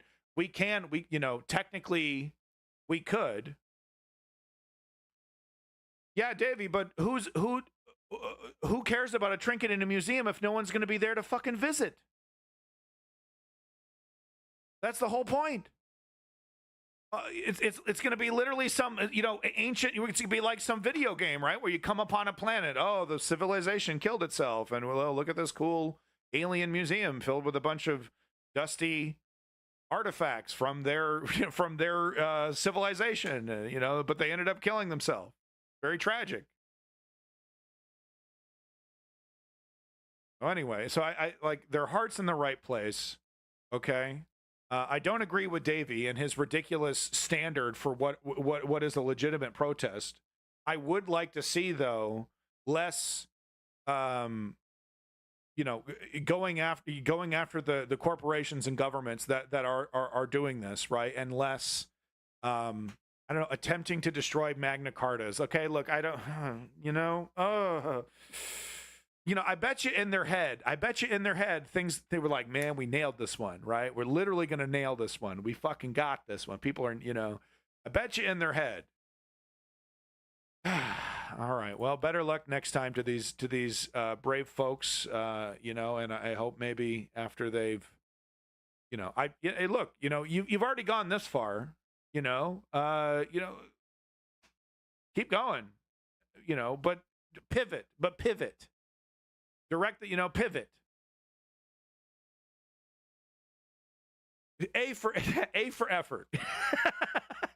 But let's pivot. Let's take that energy and head it in a different direction. Over here, so this is a link from Woke Patriot, and he posted this because Woke Patriot is very quick to remind us that the opinion that people have, that the West has, of China is very skewed. And usually this is in context of like when, the context of this is like usually when we're talking about the Chinese economy, that the Chinese economy is not great. They're lying pretty extensively. They're covering up a lot of the fraud that's happening. Avangrid, a great example, but they're not the only one. The very nature of the Chinese economy, how foreign entities are really not allowed to participate in a lot of it. It's like it's very closed off and isolated. But it of course wants to profit from foreign exploitation, yada yada yada. So this video doesn't really cover the economic. How is it closed off? Well, you just look it up. Foreign entities, like, you're not allowed to participate in the Chinese stock market. I mean, you can sell products in China, but you're not allowed to manipulate their stock market like they're allowed to manipulate other stock market. Yeah, you see, Woke Patriot, I don't, that basically lets China off the hook completely. So anyway, I guess Woke Patriot posted this, and as an effort to say, hey, the West has it wrong about China. Quite frankly, though, after watching this before getting this segment ready, I decided to watch this whole clip. This just seems like straight up pro-China propaganda. So I'll let the chat be the judge. Okay, no more preamble, but you tell me if you think this is like genuine. I don't have any reason to disagree with her, but I do feel like, and it's only a 40-second clip, okay? But I do feel like this is kind of propagandistic. The media coverage is created with a very Western mindset. I grew up in Shanghai. I had a great childhood. The media does have a lot of negative coverage at the moment of China, which isn't very accurate in the sense that a lot of it's covered by people who don't make the effort to actually completely understand the situation, because China is a completely different world. So I think a lot of the views and the media coverage is created with a very Western mindset. Bringing friends to China and traveling with them here, everyone always says it, and it's so different to how the media covers it. So I think the only way for people to actually completely understand is to experience it firsthand. And I do encourage everybody to come to China. So I mean, just totally harmless statements. You know, I can't do anything but agree with what she's saying. It sounds, you know, and it's like how obviously the editing was really choppy at the beginning when she was saying I had a great childhood and. You know, I grew up in Shanghai, I had a great childhood, very choppy editing there, but whatever. So, you know, totally harmless statements, but, you know, so Woke Patriot said foreign entities not being allowed to ransack China is the source of most, quote unquote, China economy is collapsing rhetoric that's been going on for decades. I'm not going to deny. How you doing, Hutton? Seth Rogen is my cousin. I am related to a famous person. You should, his fame is basically my fame, and you should treat me with the same, like you should treat me like a full-blown A-list celebrity, just like Joe Rogan, because he's my cousin legally and in perpetuity. I have the documentation somewhere. Please don't ask me to prove it. But I am absolutely related to Joe Rogan, and I am just as famous as Joe Rogan. So you should, worship me, basically. Yeah, 100% truth. It's very true. Joe Rogan, Seth Rogen is my cousin. He's prove it. Oh no, come on. There's so many pictures of us together at Hollywood galas. I mean, do I even really need to prove it? I mean, come on, guys. I mean, at this point, it's the evidence. The evidence speaks for itself, is what I'm trying to say. You can only truly experience a place if you go to it. Who would have thought? No, I agree with that statement. As usual, you get our choice of propaganda. No, I mean, Woke Patriot. Okay, look, I'm not going to deny that China is vilified in a certain way. There is a bias of Western media coverage of China. But I want a blood sample. Oh my God. I'm in trouble, guys. Okay, I'm already over my head with this lie. Okay, I haven't even gotten any of the benefit from the celebrity yet. Okay, can I please benefit from being Seth Rogen's pretend cousin for a little bit, please? Let me ride this a little bit, huh? Come on, guys. Be good for the stream. They lived in China for like 15 years. Yeah. So, Davey, that's actually the story of my wife's parents. They had to get the hell out of China. It was, they were mildly successful business people. They had some businesses or something like that. And the government came in, shut them all down, took it all over, starting to seize their assets. And they just said they had to escape. They had to leave. Can I have your autograph? I might get legally in trouble. All right. So no. So back to this here, Woke Patriot. I don't deny that there's bias. Do you admit that China is not being honest about their economy in general? Maybe it's not as bad as the naysayers say, but surely you do acknowledge that China is not being honest about what's happening, especially when you see things like Avangard happen the way they happen, just like trillions of dollars goes up in flames and the economy is just humming along. It must be that. It's just the power of communism, right? The factory I was dealing with in China was taken over by the government. Yeah, I mean, it's a common story. So that's, I guess, if we can try to meet halfway there, Woke Patriot. Interesting, though, I did see this reply. There's not too many replies on this comment, and one of the highest replies is, oh, you sweet summer child, you are mistaking the mask for substance. So is this Western bias? Maybe.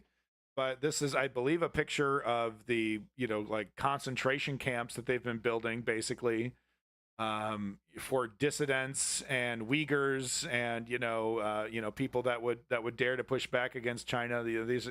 That's probably what we're looking at here, maybe. And then of course we have a screenshot from, as everyone knows, China's incredibly authoritarian police state. Now that doesn't mean that their economy is as bad as everyone says it is, right? The fact that they're extremely authoritarian and frightening, that doesn't necessarily mean that, you know, the Western lies about China's economy, you know, yada yada. China's honesty is as questionable as the U.S. government's honesty. So you're just whatabouting. Yeah, I try to reach out and, you know, to try to get some compromise. Okay, you know, I'll agree there's bias there. Surely, though, you would agree that there's at least some reason to be raising an eyebrow at the Chinese economy, that it's not the, you know, the juggernaut that's about to surpass the U.S. dollar, you know, coming up as the threats are. There's only so far that either government can immediately do on its own. Ultimately, both truth and lies become fairly evident with these economies. I mean, situations like Avangard, man, make me question that. Trillions of dollars up in smoke and everything just humming along like normal. Ghost cities being built, fucking whole town centers and cities being built with no one living in them. I don't know. This person is definitely, you can go to China and see for yourself. There is only one truth. So this is the person who posted that video right here, long. So kind of, okay, only one truth. I mean, it's true. There's only one reality. And what she said was totally innocuous. So I don't know. You tell me, folks. You tell me. I asked you if you thought it was propaganda, and literally no one. We were all talking about me looking like Seth Rogen. Because no one gives a shit. Here's something Woke Patriot and I can agree on completely, for sure. That the Afghanistan invasion was a complete and total fucking disaster, and the pullout could have been done a whole lot smoother. I'm more versed in Chinese propaganda. I could probably reply directly to this one. I mean, look, both sides are doing a really good job of gaslighting and confusing and you know, not telling the truth. So, like, I don't think it's fair for anyone to say that they 100% have a bead on what the fuck is going on with China. You know, I don't think anyone can claim that, because, you know, it's really hard to get solid data on that. But no, I think we can all agree Afghanistan was a total fucking disaster. Getting in was a total mistake, unjustified, did not protect U.S. interests, didn't help the United States in any kind of way, got a lot of military contractors rich. So yippee skippy for Halliburton. Was not necessary. And of course, the pullout by Joe Biden was, of course, something that it's a good thing to get out of a conflict after 18 years. Not so good in the way that Joe Biden did it.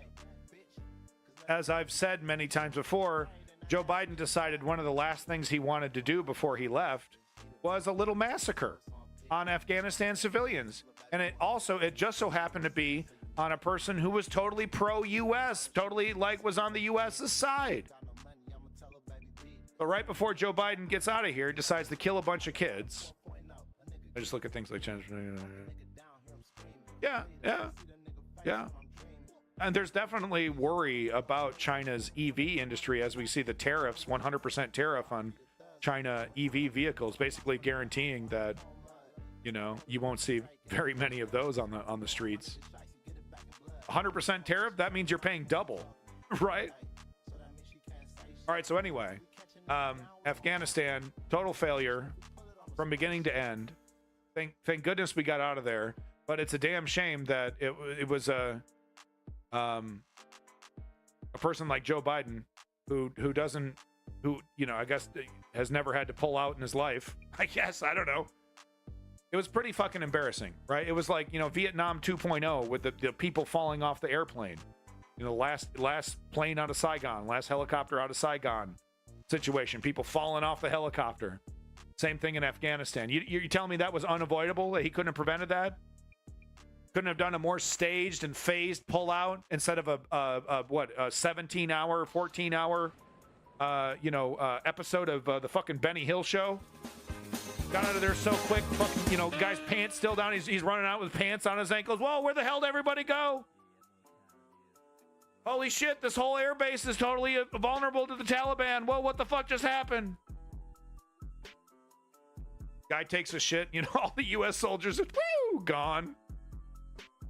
Fucking hot dog spinning like a like a what am I thinking of? Like a hubcap. Remember that well in the 6 o'clock news? Yeah. People were like, "Oh, we're still in Afghanistan? Oh yeah, I guess it's a good thing we left." But video drone strike the U.S. military that killed 10 civilians in Afghanistan in August 2021. So once again, I don't disagree with pulling out, but man, Joe, you fucked up, dude. This could have, you could have brought so many more people with you. There were women in Afghanistan who were going to college, who were getting degrees, that were left completely abandoned by the United States. And you're telling me we don't have room for these people? We fuck up their country for 18 fucking years or something around there? And we can't take a couple more thousand with, the tens of, we don't have room for what, 50,000 of these people? You're kidding me. It's the least we could do. The least we could have done is for several months tell the Afghanistan people, yeah, we're winding this down. If you want citizenship, hop on. Free citizenship for fucking anybody who wanted to leave, dude.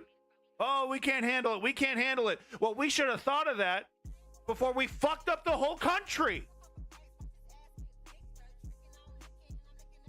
You know what I'm saying? It's completely ridiculous that we think, we don't owe them anything. We don't owe them anything. We fucked them for George Bush's politics, man. Can you imagine? Over George Bush. So, but instead of that, it was a rushed 14-hour Benny Hill style race to the finish line, and then as a nice little crescendo, a little war crime, nice little cherry on top. And here's what it is. Here's what it looked like. Oh, it's ISIS-K. ISIS-K, guys. Dude was like a U.S. aid worker. There's a bunch of kids. Bunch of fucking kids, man. Wildly unnecessary. Wildly unnecessary.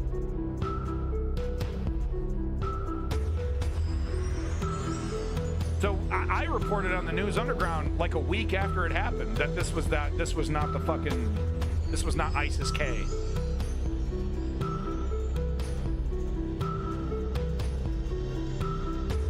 Yeah, 3 weeks later. That's probably when I reported it. Look at this. An Afghan who worked for an NGO and intended to immigrate to the U.S. He's like Uncle Sam #1. Look at the goddamn kids. Joe.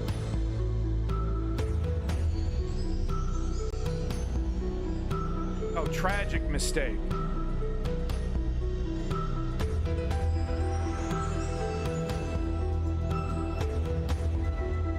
This is why lefties need to be consistent on the military-industrial complex when we're talking about things like Ukraine.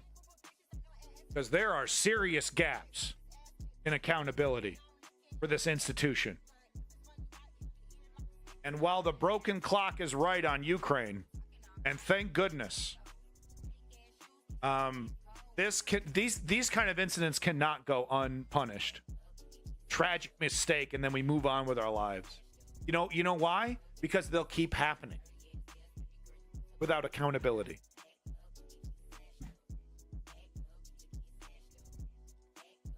So, just wanted to give you my thoughts on that.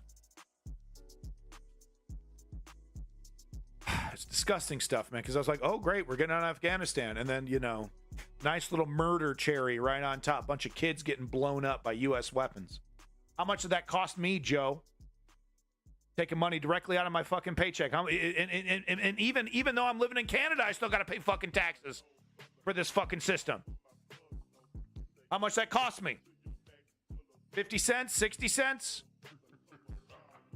It's 1 penny too much, Joe.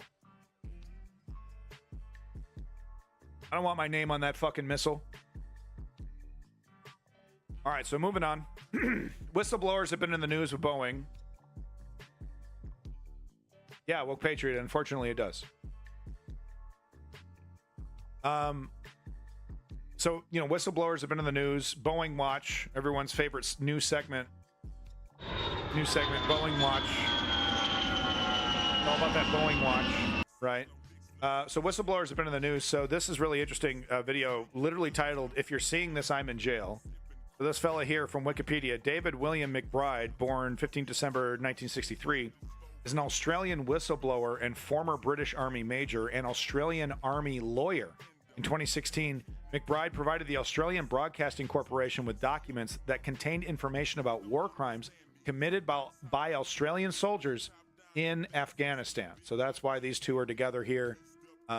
You know, it was a coalition, right? After 9/11, we're going to help, you know, the first time, what was it? Article 4, Article 2, Article 3, NATO was engaged, which is like, you know, every country that's a member of NATO has to contribute to this quagmire that achieved nothing.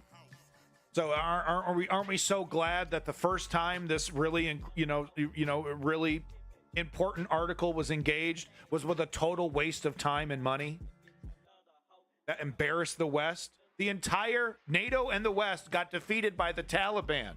That's a fact. That's a fact. You think they mention that at the military conferences when they're showing off missiles? Oh yeah, we got our ass kicked in Afghanistan. Holy shit! Man, no amount of technology saved us from sandal wearing, Bible thumpers in the mountains. We couldn't do shit about it. So anyway, it wasn't just America in Afghanistan. So I guess I should just do Australian whistleblower as the description here. But this is definitely relevant to America and its disgusting, unnecessary, money-wasting, life-wasting Afghanistan military adventure. Was that brought up in the Ellen interview with George Bush, by the way? Iraq and Afghanistan, was that brought up? I don't watch scat porn, so I don't really watch the Ellen show. But maybe if some of you scat aficionados have seen that interview with Ellen and George Bush, if you could tell me if Iraq and Afghanistan were brought up. I have my doubts. So anyway, Australian whistleblower sent to jail, and this is the video that he had prepared for in case that happened, and it happened, and here we go. This is what happens when you tell the truth about empires and the crimes that they commit.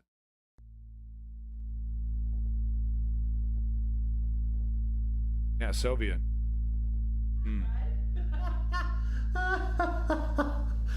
There we go. All right, Dave. So this is a bit more of a sobering video.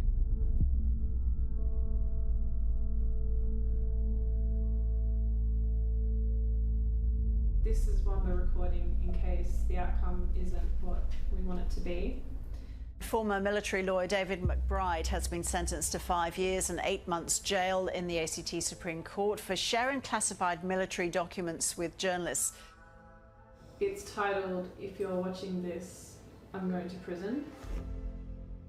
But what would be your message to people in the instance where you have to go to prison? If you're watching this, I'm in prison. Again, all I can do is thank the supporters. I'm not going to complain. I went into this with my eyes open. I always said I would go to prison with my head held up high, and it may be that I need to go to prison in order to fix this country. We need to look at how this country can pretend that I'm a national security threat when there are so many other things wrong with it. So much bribery, so much corruption, even war criminals that haven't been in jail, and leaders of our completely failed war effort, 20 years, $6 trillion, 41 Australians, good Australian soldiers dead, and no one has had to answer for it, except for me, because I have damaged national security. I will sit in jail, I will get stronger in jail. We will build our forces. Plenty of people down through the ages have been in jail and have come out stronger, so don't worry about me. Maybe if you can, if you know my family, if you know my team, extend a helping hand, extend some love to my family. It won't be that easy for my girls, but they're strong girls. And when I tried to explain to them, or my ex-wife Sarah did, to say, you understand Dad might be in jail, they were like, yippee-ki-yay, motherfucker, which I just love. They're not scared. They're a chip off the old block, and they are proud of me. Do not go silent until I'm out. I believe we'll win on an appeal. I believe the High Court will eventually have to say that we can't put people in jail for doing their jobs. Thank you, Davey, for, I was really hoping somebody would do this. Thank you, Davey, for posting. Like I said, there's clear evidence. I don't need a blood test. I don't need, look, I hang out with my cousin, Seth Rogen, all day at Hollywood's. Look, this is the one where the interview, remember the James Franco movie? It was terrible. Kim Jong, it was like about North Korea. Yeah, I went to the premiere because he's my cousin. See, we went there. Thank you very much, Davey, for posting what is clear evidence of my association with top celebrity Seth Rogen, who is a family member. Therefore, I'm basically just as famous and talented as he is, and you should treat me as such. So thank you so much, Davey. Obvious. It's so ridiculous. People asking me for proof and blood tests, and Seth Rogen's lawyers telling me to stop. Seth, you can't stop genetics, Seth. What the lawyers can't stop our DNA. We have the same blood flowing together, Seth. We're brothers, you and me. We're brothers. We're cousins. As a military lawyer, what do you think my job would be if not to pick up on Thank you, David. Potential illegal activity within the organisation that I was meant to police? I did my job. Put me in jail. And that's the thing about whistleblowers, because they they pretend like there is a system for whistleblowers to tell the truth, because they want people to think like they're institutions that are transparent and holding themselves accountable. But when actual whistleblowers, embarrass them, what do? They lock it down, especially if it's a government entity. And in the case of Julian Assange, we see some of the most authoritarian actions from so-called democracies I think I've ever seen in my life. The moment the United States gets their hands on this guy, they're going to lock him away in a cold cell, basically torture him. And that's not how it should be. That's not how it should be. Okay? The American public has the right to know, the Australian public, the public of all humanity, but of course democracies, have the right to know what they're paying for, what their governments are doing, and they should have the ability to say, okay, I agree with that action, I disagree with that action. Right? People see pictures of U.S. soldiers executing Nazi soldiers. That's not going to make them, pro-Nazi. They see them executing Vietnamese civilians. Oh, well, yeah, I don't like that. I don't agree with that. That's up to the person. That's up to the democracy. And of course, the governments of these so-called democracies will do everything in their power to prevent that. How'd you go? Sorry, did you cover Trump trail yet? We did 5 seconds on Trump. Yeah, we did 5 seconds. I'm sorry. Is there, we talked about Cohen, some lawyer wore a blue tie and a blue suit, and Trump looked at them. Trump trial. Is there any relevant information you would like us to cover, Trailhead? Because I've just, I don't want to hear the name Michael Cohen ever in my life, ever again. Will be held up high. I may have been a bit emotional when I was sentenced, But I can assure you, once the dust is settled and the exhaustion is gone, I will look back on this and be so grateful to everybody who supported, and anyone who supported me. Don't think this is a failure. This is a victory. We're going to win this, and when we do finally win it, it will be so fucking sweet. And we're done. Man, I love Australians. Aren't they man, Australians are the shit. I wish I had some Australian friends. I really do, because they're so cool. All right, and yeah, we'll cover some Trump stuff after this video. First Australian to go to jail over the alleged war crimes in Afghanistan is the whistleblower that brought the allegations to the public's attention. Well, there was quite a vocal reaction inside the courtroom from supporters sitting in the public gallery. The judge at one point suggested he might clear the gallery if they didn't quieten down. He pleaded guilty to 3 charges, including theft. I'm gonna get DMC fucking aid, man. Why are you putting a licensed track on this shit? This isn't TikTok. I want to share this stuff. Do not put licensed tracks on videos that you want to go viral and share. For the love of God. No, we'll do Trump after this one. It's fine, whatever. And sharing more than 200 documents classified as secret with members of the press. Mr. McBride, of course, was taken away to jail, but he's on duty. I'm gonna get in trouble. I can't show the rest of this. I can't show the rest of this amazing clip because of the fucking music. I can't. For your service. I can't. It's got the whole track in there. No, the robots are really good, dude. They probably already nailed me. They probably already nailed me for showing more than 15 seconds. I can't show the rest of this. If you want to see the rest of it, it's right here. But yeah, you know, this is, you know, it's the crimes of the Afghanistan war absolutely should be exposed. This man's a hero to humanity and to the truth and you know, and to the concept of justice. He should not be thrown away in jail. He should be, you know, remembered. I don't know about a statue, but you know what I'm saying. All right, real quick. Trump update. Let's get a Trump update. Let's get it. I just typed in random letters. That's cool. I'm having a stroke. Excuse me. Just real quick. Just a quickie stroke. All right, let's type in Trump. What do we got? What do we got? What do we got? What do we got? All right, filter. No, I want the latest. I want the absolute last hour. I want the latest Trump. Trump lawyer stunt backfires in front of jury. Midas touch. Oh, God, don't make me do it. Trump freezes. Okay, yeah, so David Pakman talking about this. It's not a, I don't know. People saying this is like a Mitch McConnell moment, the whole Trump freezing thing. I think we're overlooking it. I've kind of done this before where I'm like, okay, like I'm on a roll, I'm doing something, then I kind of like stop just, you know, because I like, okay, then I kind of forget what I'm transitioning to. Then I need to think about, what am I going to talk about? And then it looks like I'm sitting there like, I've kind of done the same thing. I think lefties are kind of overlooking or looking too deep into this Trump freezes for 35 seconds thing. I guess I'll show the clip. Completely unable to speak. Yeah, completely unable to speak.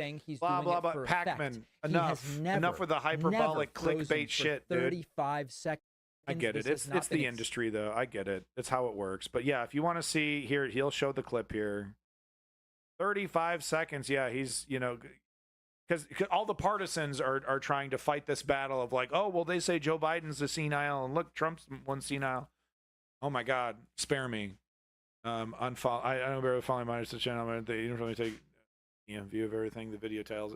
They'd stretch the truth. And the same thing with BTC, who I was really enjoying at first, but then is like clearly like trying to get a job at MSNBC.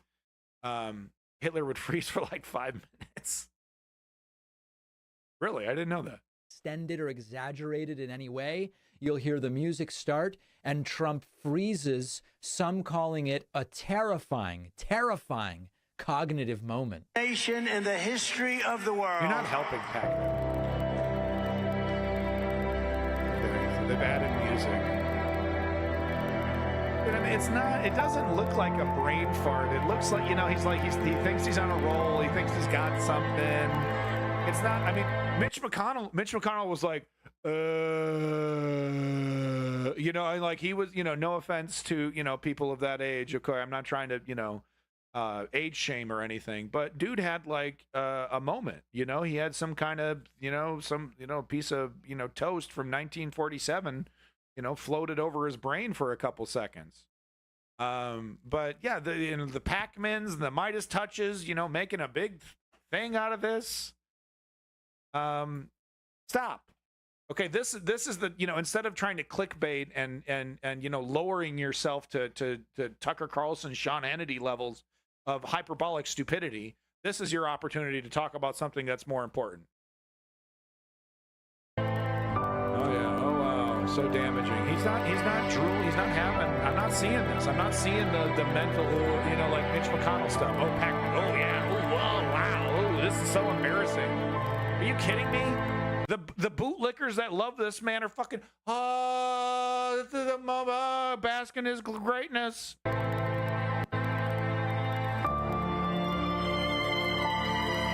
now, yeah, okay, yeah, it was a failed attempt at drama, and I also think he got a little, I think he did have like a little hang up about, you know, what, you know, I think that's it. But I don't seen, you know.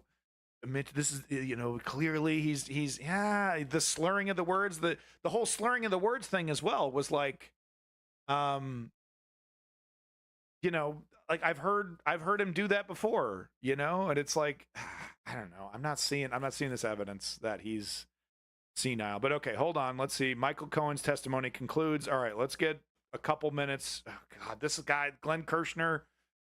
He's a Midas Touch guy. Is there anybody else that isn't fucking Midas Touch or right-wing hat? Oh, Jesse Dollemore is all right. I like Jesse Dollemore, I think. He's just doing the partisan Trump tells insane, confused lies. Yeah, no, I just want information. I don't want partisans. Watch protesters shout over. Okay, this is kind of funny. We should probably show this. News Nation. I'll show a News Nation clip, huh? Just go full fash. This partisan witch hunt has one purpose. Welcome back, Matt. This is funny getting shouted on. This is great. And it's to keep President Trump off the campaign trail. Sorry, that's my browser having a complete fit. Like, how dare you open a new What we're seeing today is the prosecution of a person because of who he is, not what he is alleged to do. This judge has taken the blindfold off of Lady Justice. What we have across the street is not justice. And I wish each and every one of you could be in that courtroom to see the sham that's taking place. President Trump is going to help us make America great once again. There are haters and there are people who love him. And you know what? We're all going to find out what that really is like come November. Yeah. All right. You think you know, 3 sheets to the wind, Shaky McGee, I need a fucking a whiskey sour immediately, is going to accept the results of a free and fair election? Yeah, it's about damn time. I totally agree with that. All right. Last little bit of Trump here. Let's just get a couple minutes of. I'm curious. Let's see how News Nation is framing this. Now, if you don't know who News Nation are, they're incredibly right-wing, fascistic. Well, let's get there. I'm curious now. I've set it up. I'm curious. Let's watch. Let's see what News Nation has to say. This is going to be kind of funny how they frame this.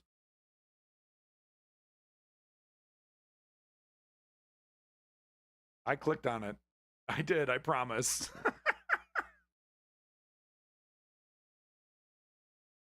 Oh. Yep. You go.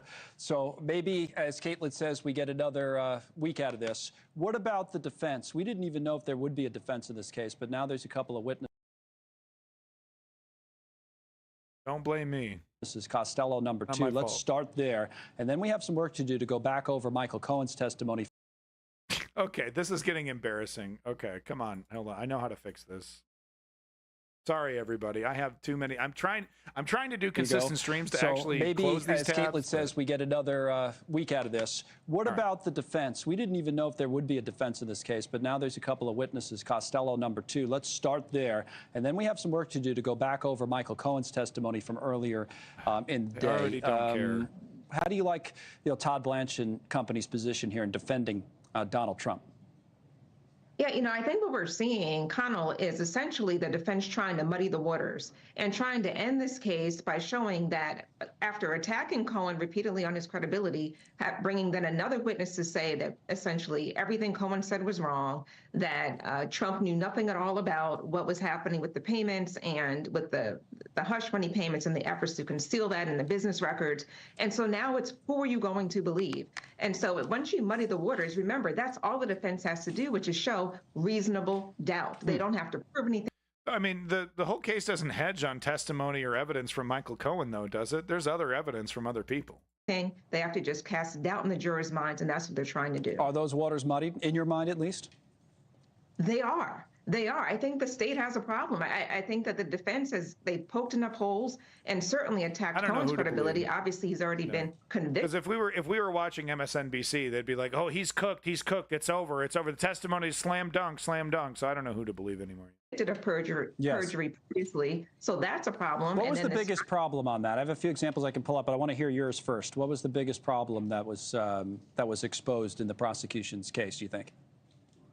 I mean, so much. The fact that there, I think, were holes in terms of who created like the business records, who knew about it, saying who Trump was in direct communication with, the fact that Cohen was shown or admitted to stealing money from the Trump organization, the fact that Cohen was proven to basically have a chip on his shoulder, and which gives motive for him, incentive for why he would be lying to this jury in this case. So there's so many problems, I think, with the state's case. He stole from Trump, too, for what I mean, that came out earlier today. We had some revelations last week. If you go to our tablet here, we have the example in the testimony when Blanche was questioning Cohen about him stealing from the Trump organization.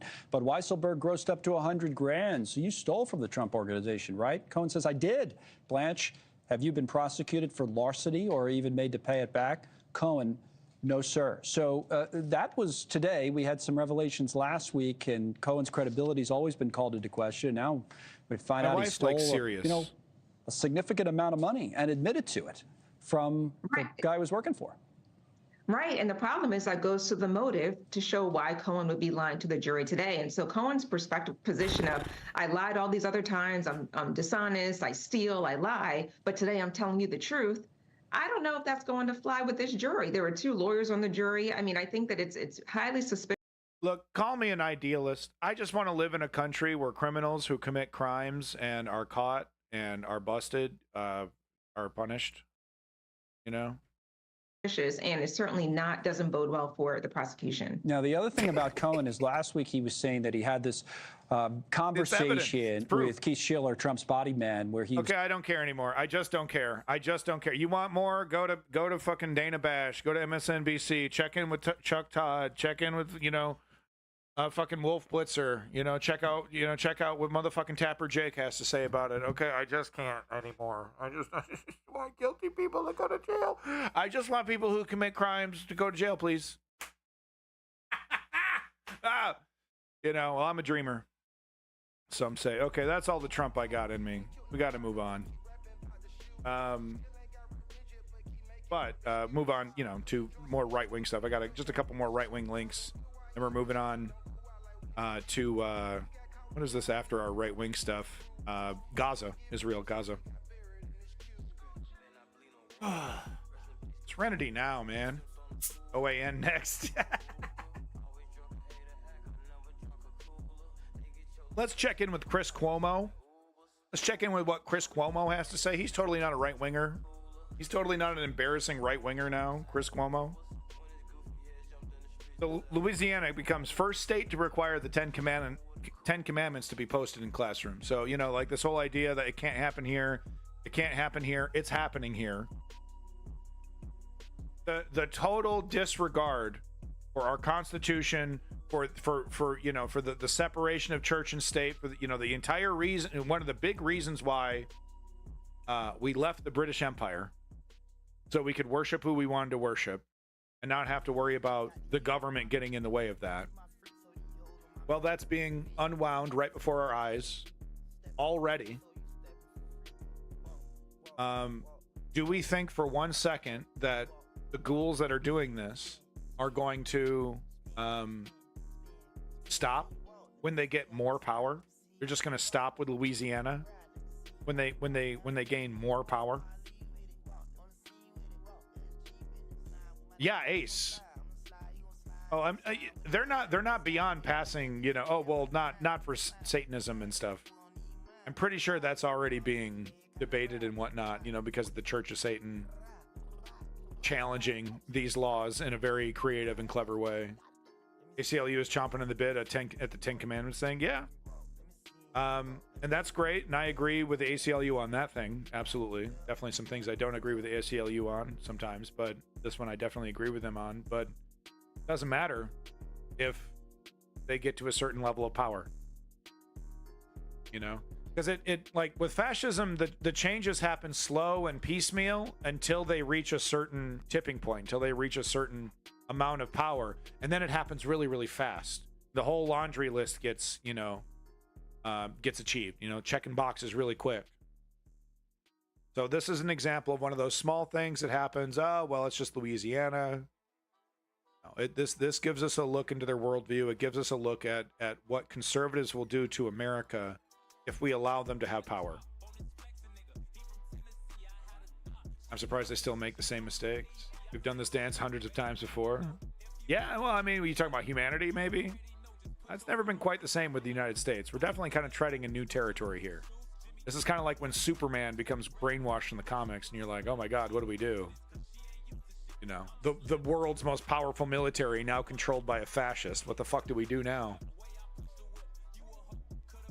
No problem, Lenny. Thank you for once again giving me that view, and thank you to all you lurkers and you you listeners. You're doing other things. You keeping that tab open, keeping the volume up on that tab. I do appreciate all you folks out there giving me that view. It is the most valuable thing you can give me. So thank you for your support of the News Underground.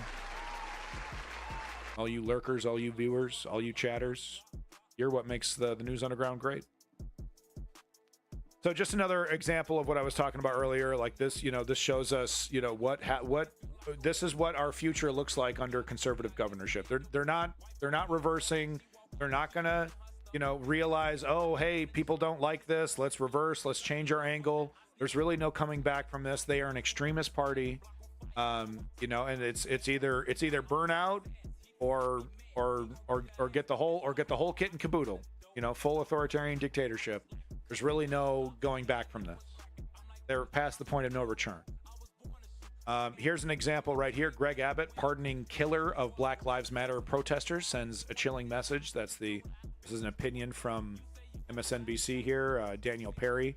But I totally agree with this opinion. This sets a horrific precedent. Yeah, you heard right. This man killed a Black Lives Matter protester and has been pardoned. His murder has been pardoned by a right-wing extremist, right-wing extremist who's in charge, Greg Abbott, who agrees with this other right-wing extremist taking the law into his own hands and murdering somebody that he disagreed with politically, aka the definition of terrorism. Greg Abbott fully supports terrorism. Greg Abbott what does this say to other right-wing extremists in Texas? You know, as long as the person I'm killing is political, I could get a pardon. Abbott is perfectly exemplifying the government approves of violence in support of the government's cause, like how the thugs attacked the protesters live on camera in LA and the police did and are doing nothing about it. Well, yeah, they're taking their time, aren't they? You're talking about the pro-Palestinian protests. They sure are taking their time. Folks, this is bad news once again, this is an example of what we're going to see. And we've already seen Trump sanction violence from the president's seat, from the highest seat in the land. Go do violence for me. Not direct, using dog whistles, using stochastic terrorism. You know, it's never a direct, you know, this is a command from the commandant. Like I said, it happens slowly and then it happens fast. Once we get the command from the commandant, that's the fast part. We're in the slow part right now of the fascist takeover of democracy. But yeah, once all that shit's out of the way, once they have to stop pretending that they give a shit about democracy or checks and balances or liberty, then yeah, it's like, yeah, just you're deputized, go do it. Look, see how they do it in Iran with the morality police. Just an edict, you know, some fucker sitting in a fucking fancy seat somewhere makes a little speech. It's like Tropico. That's exactly what they want. On Thursday, a convicted murderer serving a 25-year sentence was set free in Texas. He wasn't set free because of DNA analysis determined he was innocent, nor was there some legal technicality successfully raised in his appeal. Daniel Perry, who was an active duty Army sergeant at the time of his crime, never disputed that he shot and killed 28-year-old Air Force veteran Garrett Foster in front of multiple witnesses during a 2020 Black Lives Matter protest in Austin. Stone cold murdered a dude because he was a lefty, because he was a liberal. And Greg Abbott says, yeah, that's understandable. That's understandable, right? Because the framing is the left is trying to destroy America. Left is trying, the left is going to get us. Look how they're using the Justice Department against Daddy Trump. They're going to do that again. They're going to force our kids to be gay, and they're going to force all their their anti-religious bigotry against us. They're going to destroy our way of life. They're attacking us. This feeds into that narrative that they desperately need to stay relevant. Perry was pardoned by Texas Governor Greg Abbott, as Abbott promised to do the day after the jury issued its verdict. Wow. So they turned him into a pariah. They turned him into a martyr, like Kyle Rittenhouse, right? I'm sure with a bunch of misinformation, a bunch of, oh, he didn't really do it, or it was justified, and it was self-defense. Same thing. So they turned him into a little hero. This fucking loser. Look at him. I'm sorry. I shouldn't say that. Plenty of people who look like this guy are honorable people. But this guy wasn't, and he looks like a fucking loser. Abbott promised to free Perry, even though a Texas grand jury indicted Perry. And you think this is a conservative out in Texas? You think that's conservative? There must have been hard evidence. We're not going to get into it. The Kyle Rittenhouse trial was one of the most blatant miscarriages of justice I've ever seen in my life. Said it before, I'll say it again. I've never seen a trial end with a judge asking the person for a selfie. Despicable. Abbott, yeah, Davey, you also agree that protesting should be illegal. So kindly sit the fuck down. Abbott promised to free Perry, even though Texas grand jury indicted Perry, and a jury of Perry's peers in Texas convicted him. Abbott promised a pardon before the pardon board, whose members he appoints, issued its finding. Wow.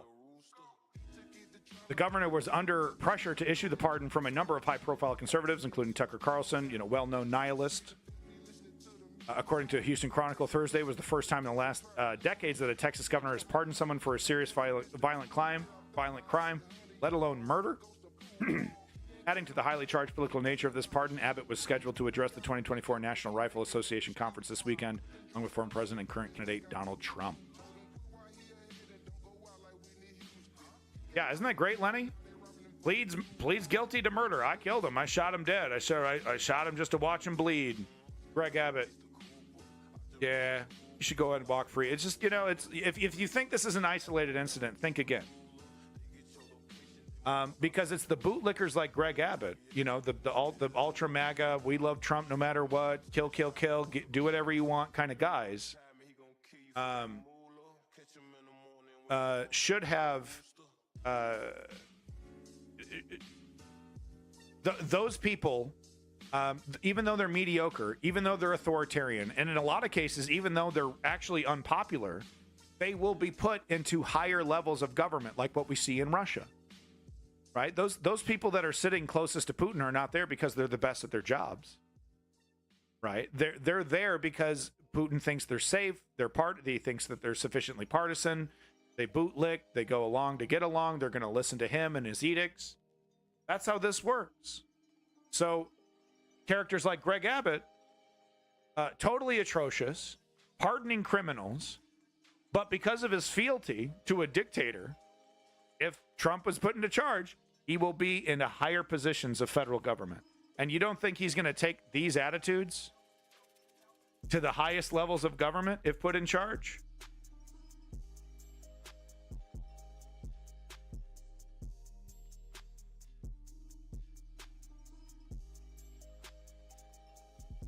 Thought I'd show you what American fascism actually looks like. Not what you think. Mugshots of 3 fake electors from this morning's arraignments in Maricopa County, Arizona. Just think these are interesting faces and photos. This is what American fascism looks like. It's not, you know, they got Karen haircuts and they're, you know, 60, 70 years old. But these people thought, well, because I love Trump and my friends love Trump and everybody I know supports Trump, even though I only know like 15 or 20 people. Well, obviously, was it Arizona? Yeah, obviously, well, Arizona voted for Trump. There must be some mistake somewhere. Someone's screwing with it. So I'm going to take it upon myself to lie, to forge an official document and send that in as legitimate and say, nope, this was the result of the Arizona election. But this is what it looks like. Just everyone else, man. You can't tell. You can't tell. The difference between them and the newer generations is that they show up and vote. They show up, man. And when daddy, when you know, when that really famous protest sign, your bitch needs more money, right? With Donald Trump. When their bitch needs more money, they cough it up. They cough it up. The left doesn't do that. You know, the left doesn't back up imperfect characters. If you're not Bernie Sanders level, then And in some cases, it's totally justified. In other cases, it's wildly hyperbolic and counterproductive. Kyle Rittenhouse is absolutely, so Davey, okay, one last thing I'm going to say about Kyle Rittenhouse. The question I have for Davey, had the left winger, the person with the pistol, had been as cold-blooded as Kyle Rittenhouse was, and he murdered Kyle Rittenhouse right then and there, instead of converging on Kyle Rittenhouse, right? Because he had the pistol, and instead of firing where he stood, he tried to get closer to him and then ended up getting shot by Kyle in the arm.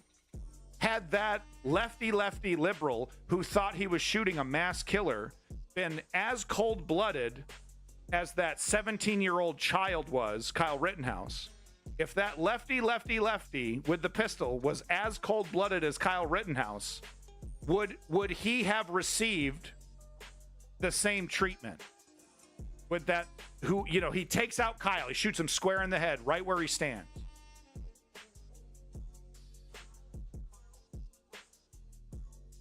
Okay, Davey, I see that. If Gage had killed Kyle, yeah, that was his name. I don't think he should be guilty of murder. So thank you for acknowledging that that's what you think. Do you think that's what would have happened in a court of law? Because you basically do, right? You have to pretend like justice is blind, like there wasn't any bias. But are you really going to sit there and lie to everybody and say that Gage would have been treated in the same way as a fucking full-blown martyr and hero, and then treated as such by the judge? Do you think Gage would have gotten that same treatment in the court of law for murdering a 17-year-old child? I don't think he would have been guilty either. Okay, that's great. Thank you for acknowledging that. Do you think the court of law would have let him off for murdering Kyle? For killing Kyle? I guess it wouldn't be a murder, right? I guess it depends on where they go. Because I'm convinced that in a court of law, the lefty who murdered a 17-year-old boy who he thought was a mass shooter would have been dragged through the fucking courts, book thrown at him, and he'd probably have life in jail right now. Or some kind of maybe reduced sentence, maybe. Does anyone think the guy with the pistol, Mr. Gage, would be treated the same way that Kyle was? Getting his gun back, selfie with the judge pretending the pinch and zoom feature on the iPad is somehow making people carry guns. A feature that he used in thousands of other murder trials, by the way. Oh no, Gage would have been treated the exact same way and found totally innocent.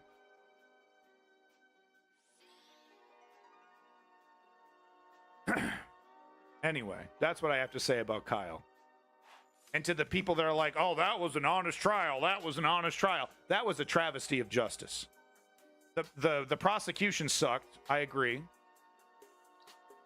The prosecution totally dropped the ball on Kyle, going after Kyle. Completely sucked. I don't know where they got these Bush League amateurs. But I remember being pretty consistently disappointed. I think there was one day where I was like, okay, they nailed him. But then the rest of the coverage, it was like, these guys kind of suck. The judge was fucking biased in the Kyle Rittenhouse trial. He took a selfie with Kyle, dude. Anyway, moving on. I don't know if this is real or not, but people are saying that this guy in the background of this of the Rudy Giuliani clip. Yeah, woke patriot. Yeah, good point. I don't know about that, Ace. I mean, like, woke patriot brings up a good point. That they were... You can't use this evidence. You can't use that. You can't talk about this. You can't talk about that. You're not allowed to say these things. You got to use these words when describing it. All these, oh, that's normal. That's normal. That's normal. Oh, okay. I'm not a lawyer. But anyway, apparently this guy right here, I don't know if this is true or not, but apparently this is the guy that served Rudy Giuliani moments after his, his happy birthday was sung to him. I don't know if this is true, but it's hilarious if that's the case. I want it to be true. Proper prosecution would have appealed on those reasons. I mean, Ace, it's just, I covered that, almost every day. We went into the details. And, I don't know, man. I've never seen a judge behave that way before in my life. It's not like I watch every trial. I watch court TV every day, but I've never seen a judge act that way. Anyway, back to this. I don't know. It could be fake. He could be like a military guy. I don't know. I don't know if this is real or not. I just want it to be real. Yeah, Ace. I want this to be the guy that served. He was singing happy birthday, and then he serves them the papers. It's probably not true, but I want it to be true. All right. I had to show you this. I saw this. This guy's been popping up, this fucking idiot. He's, I don't know. He's a Sigma males, another one of these, loudmouth douchebags who thinks women should be slaves and all that other shit. And this guy made this really funny TikTok. Okay, come on, give me my controller over the video back, please, and just refresh this here. But this guy made this TikTok that was pretty fucking funny, so I thought I'd show it to you. Come on, I hit pause. There we go. Yeah, so I don't know. This guy has a name. I don't know. Like I said, I've seen him pop up. He's in the Andrew Tate crowd being shared by these so-called Sigma males who think, like I said, women should be slaves, etc., etc. Hi, this is the man who does not like gay pride. This man. This is the man who does not like gay pride. Just in case my audio wasn't working, this is the man who does not like gay pride. Another view of the man who does not like gay pride. Ooh, I'm blocking his handbag. Este es el hombre al que no le gusta el orgullo gay. Das ist der Mann, der gay pride nicht mag. He does not like gay pride, this man. I guess it's just not for him. Pretty funny. And look, yeah, maybe he's metrosexual, straightest man alive, sure, whatever. But I don't know. You got a problem with gay pride? Well, how does that affect you, buddy? What? Do you feel self-conscious? Feel like you should be out there? What? What's your problem? What's your problem there, Mr. Snazzy? He knows better. Yeah, 100% woke patriot, just like O.J. Simpson. But in that case, I don't think the judge was nearly as biased. I think the defense was able to muddy the waters really well. Johnny Cochran, But no, it was a miscarriage of justice. Awful voice of fashion. Is that who this guy is? Dude, loving someone the same sex as you. Well, I mean, people wouldn't be making fun of him for looking gay if he wasn't, making loud, stupid social media statements about how he doesn't like gay pride parades and, all that stupid manosphere, bullshit. And how many times have guys like this? We just saw it with Nick Fuentes. Literally just saw it just a couple days ago with Nick Fuentes. Oh, I'm the straightest man alive. I'm so straight. Having sex with women anal sex with women is gay. I'm that straight. I refuse to even have anal sex with a woman. Right? Streams end. Oh, okay. I'm gonna watch hardcore gay porn now and jerk my little gherkin. How many times have we seen that? Right? These hypocrites who are like, oh, I don't like all that gay stuff. Who are like, craving the D, dude. Craving the D. Well, you can't read his mind in the moment. Davey over here still trying to defend Kyle Rittenhouse, man. Look, I get it. It's technically legal. But the fact is that you're defending that trial as unbiased and perfectly normal. And, look, I'm not a fucking lawyer. I'm not a trial lawyer. Okay? But I'm not convinced that the Kyle Rittenhouse trial was an unbiased,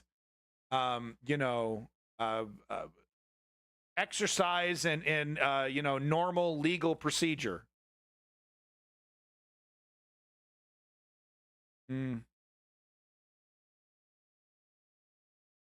Maybe not first-degree murder, Davey.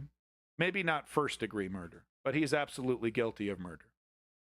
Moving on to the next one here. This is just stupid shit I saw that was pretty funny. This is, the black legislator calling out Marjorie Taylor Greene, who made fun of this woman's eyelashes. So she clapped back, and of course that clap back is now all over the internet in forms like this.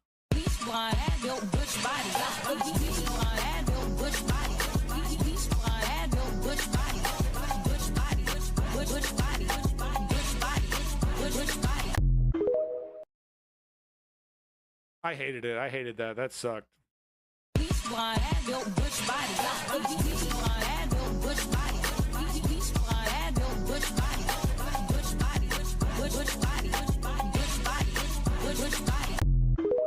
Yeah, that sucked. No, that was really great. Really funny. I don't, it's like this whole partisan back and forth, clipping shit and making funny videos and memes. I think it's funny and interesting and stuff, but I usually try not to focus on it too much, but that was too funny not to show. Too funny not to show that one. Yeah, funny stuff. All right, we finally made it to Gaza. Yay! What? Oh, we don't want to talk about Gaza? Come on. Wouldn't it be more fun to talk about Leonard Cohen? I mean, Michael Cohen? What? What? All right, so let's just get into it. Let's just blast through this crap. So we can get to the meteor stuff, because I do have some really, really cool meteor footage that I wanted to show people. Good evening. I'm Laura Barone-Lopez. John Yang is away. Tonight, there is turmoil within Israel's government. Benny Gantz, a centrist in Benjamin Netanyahu's war cabinet, is... Centrist? Benny Gantz? Wow. We just throw that word around, huh? That's cool. Yeah, I saw a squirrel outside. Such a centrist. Benny Gantz, centrist, huh? Okay, cool. That's cool. That's cool. Yeah, no, let's just come. Yeah, all right, whatever. All right, PBS. Within Israel's government, Benny Gantz, a centrist in Benjamin Netanyahu's war cabinet, is threatening to quit if the government does not adopt a new plan for the war in Gaza by June 8th. It comes as a... Where did they get this photo? Yes! Wow. Whoever put this package together, give you a raise, dude. That's a raise. Look at this picture. He nailed it. Picture's worth 1,000 words. And look, this says it all. I don't want to be your friend anymore, dude. I don't want to take over all the Gaza Strip. Come on, man. I don't want a humanitarian disaster on our hands. The government does not adopt a new plan for the war in Gaza by June 8th. It comes as a ceasefire deal remains elusive, He's just mad and no he new hostages have been released since November. And earlier today, Israeli airstrikes fell in northern Gaza, toppling buildings in Jabalia, the largest of Gaza's refugee camps, killing 15 and wounding dozens more. Meanwhile, National Security Advisor Jake Sullivan is in Saudi Arabia tonight to discuss the war with Crown Prince Mohammed bin Salman. He travels to Israel. Every picture I see of this guy, you know, if you know what's up with the Saudi royals, you know what I mean? If you know what's up with these guys, every picture I see of this dude with his grin, you know, princes and kings, shit needs to be thrown away. Ugh. Does he even know how to type a Word document? You know what I mean? Could this guy start a fire at a campground? Israel tomorrow. Back here at home, deadly storms that killed 7 people this week in the Houston area have moved on, but a new threat. Yeah, so this is climate-related news. Oh, real quick, extreme heat. And over what, to Ukraine? Court appearance? Yeah, okay. Climate stuff. We've already moved on for that. No more kings, indeed. Would have acted the same way.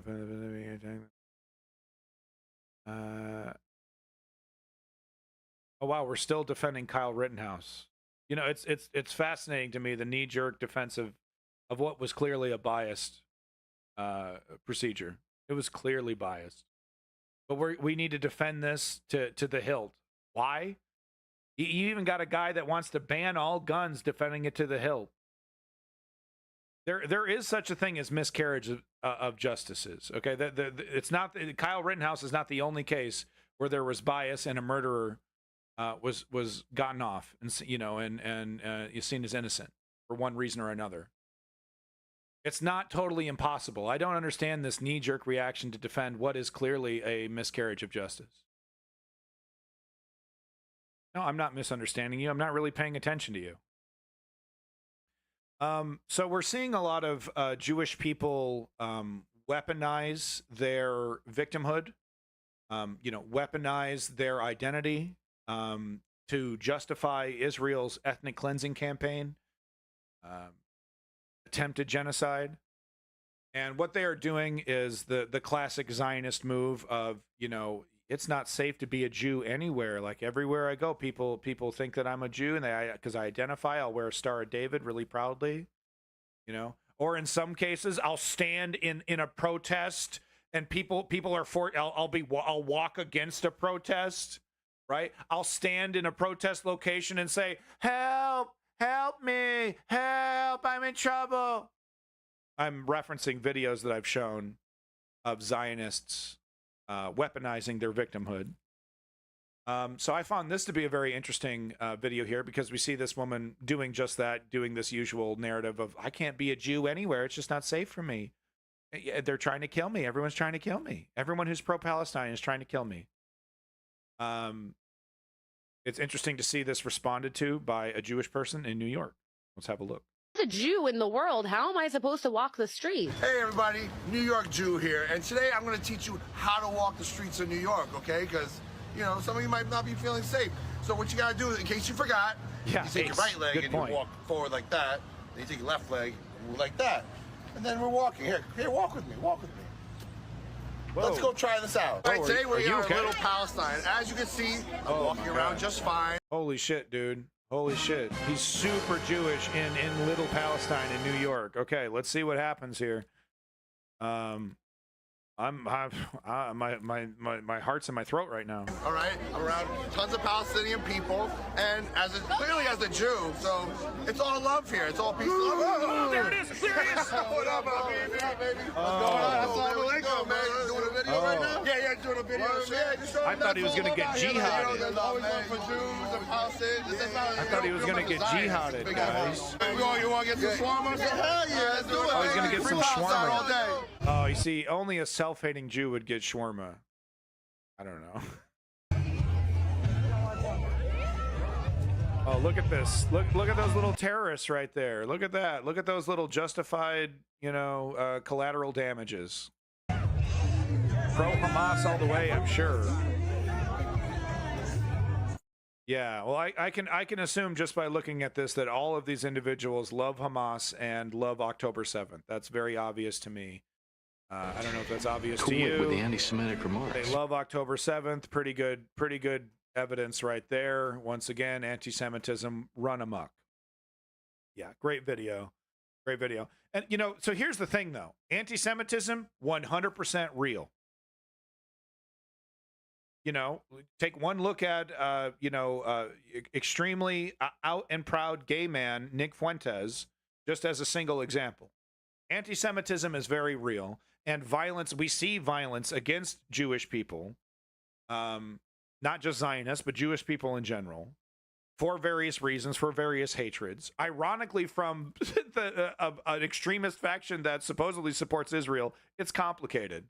But the reason why the weaponization of anti-Semitism is so bad for society is that it's actually giving cover to the real anti-Semites that are actually trying to perpetuate violence against Jewish people.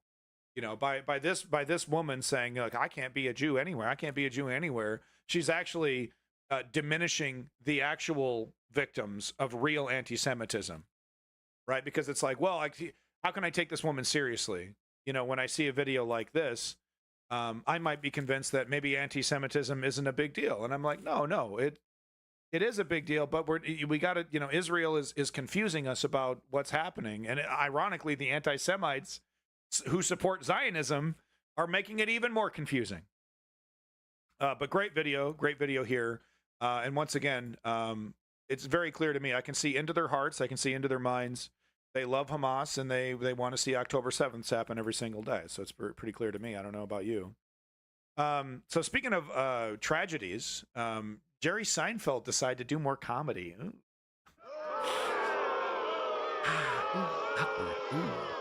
I thought he was canceled. I thought he wasn't allowed to speak anymore because the liberals on Twitter said they don't like him.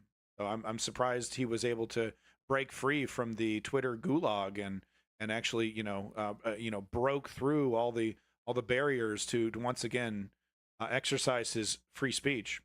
Yeah, I'm oversigned. Yeah, me too. Yeah, no, the same in Hebron and pre-invasion Gaza. These Palestinians are not real skin in the game, which is like Jews in the U.S. Well, you're a real treat. You're a real treat.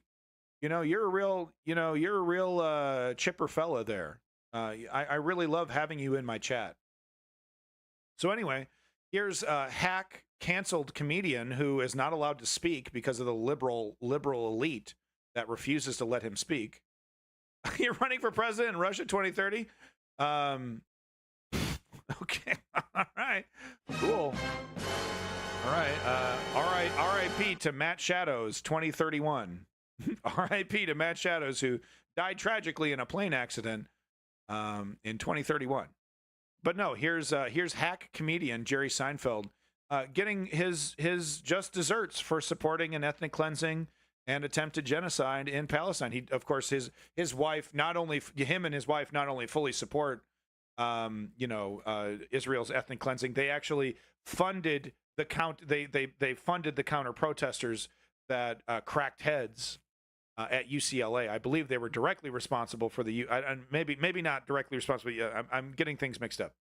But they funded, and it's like, someone, Davin, made the point several streams ago.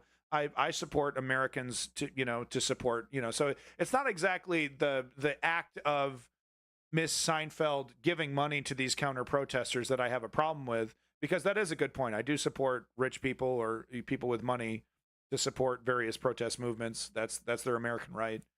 But it's my right to judge people who support ethnic cleansing, who want to spend their money counter protesting ethnic cleansing. So that's where I stand. Let's go ahead and watch this. Save the children of Gaza! No more American tax dollars for genocide!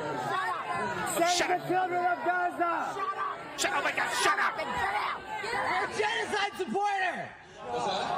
Get out. You're a genocide supporter! You should be ashamed of yourself! Oh my God.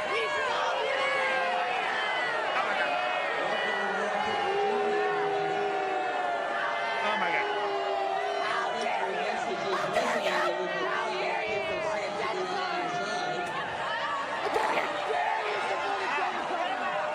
Oh wait, that was the protesters. I support them. How dare you support a genocide! Get out! Get out! Hey, We're the good guys. let go of him. Let go of him. Seinfeld saying, "This is exciting. I like this." No, he doesn't. No, he doesn't. If you know anything about Jerry Seinfeld and his style of comedy, this is the exact opposite kind of reaction he actually wants. Go over there. You're ruining for everybody else. Go. Go. Matt Shadows, thank you so much for your comment. I totally agree. Genocide supporter. Oh man, look at these peaceful. Break his neck. Look at these peaceful guys.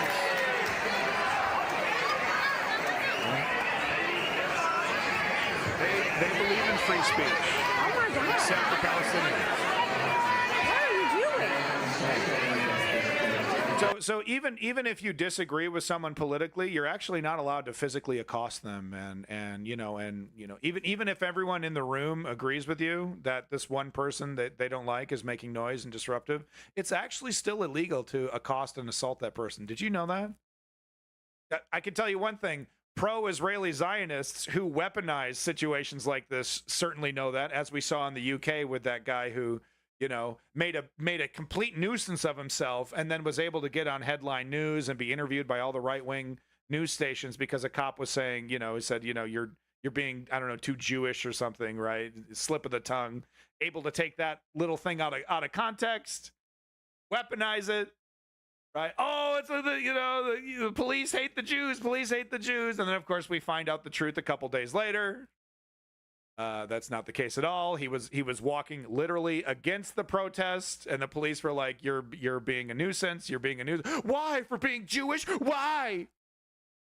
But just a reminder here: even if you disagree with someone politically, it's actually still illegal to physically accost them. I know it's weird. I know Greg Abbott says no. Go for it. Have fun. Stand back and stand tall, or whatever Trump says. Yeah.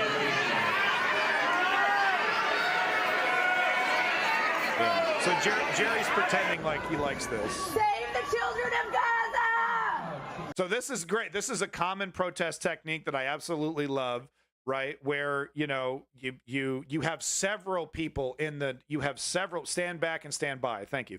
You have several people in the crowd. And then periodically throughout the whole show, you stand up, right? So he gets back. It's like, okay, protesters are gone. I get back into my vibe, and just when he thinks it's all good again, boom, he gets hit with another one. And I can tell you something: Jerry Seinfeld does not. Oh, this is exciting. I like this. No, you don't have the balls for this. You're not fucking cut for this, Jerry. You're too fucking soft for this. You need to back down from this and start supporting human rights before you get in way the fuck over your head, buddy. Because you know what the future for Jerry Seinfeld is? Getting interviewed by Chris Cuomo. Getting interviewed by Sean Hannity. Getting interviewed by Tucker Carlson on Twitter. Because they're the only channels that want to have a conversation with you anymore, Jerry. You're not going to be able to handle that shit when you're not deified as the world's greatest comedian anymore because you're a right-wing fucking hack. So you don't have the fucking chops for this, Jerry, and you should back down while you can, Jerry. This stain doesn't go away. You don't tide this one out, buddy. Save the children of Gaza! Oh, God. Oh, God. Oh, the children. 15,000 dead kids, huh? Oh, I'm trying to have fun.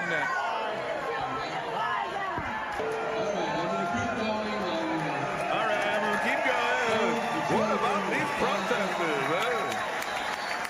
So he says, save the children of Gaza. Interesting. So like I said, he doesn't have the chops. He's already sensing, I got to back down from this. This has already gotten out of hand. Very interesting that he says that.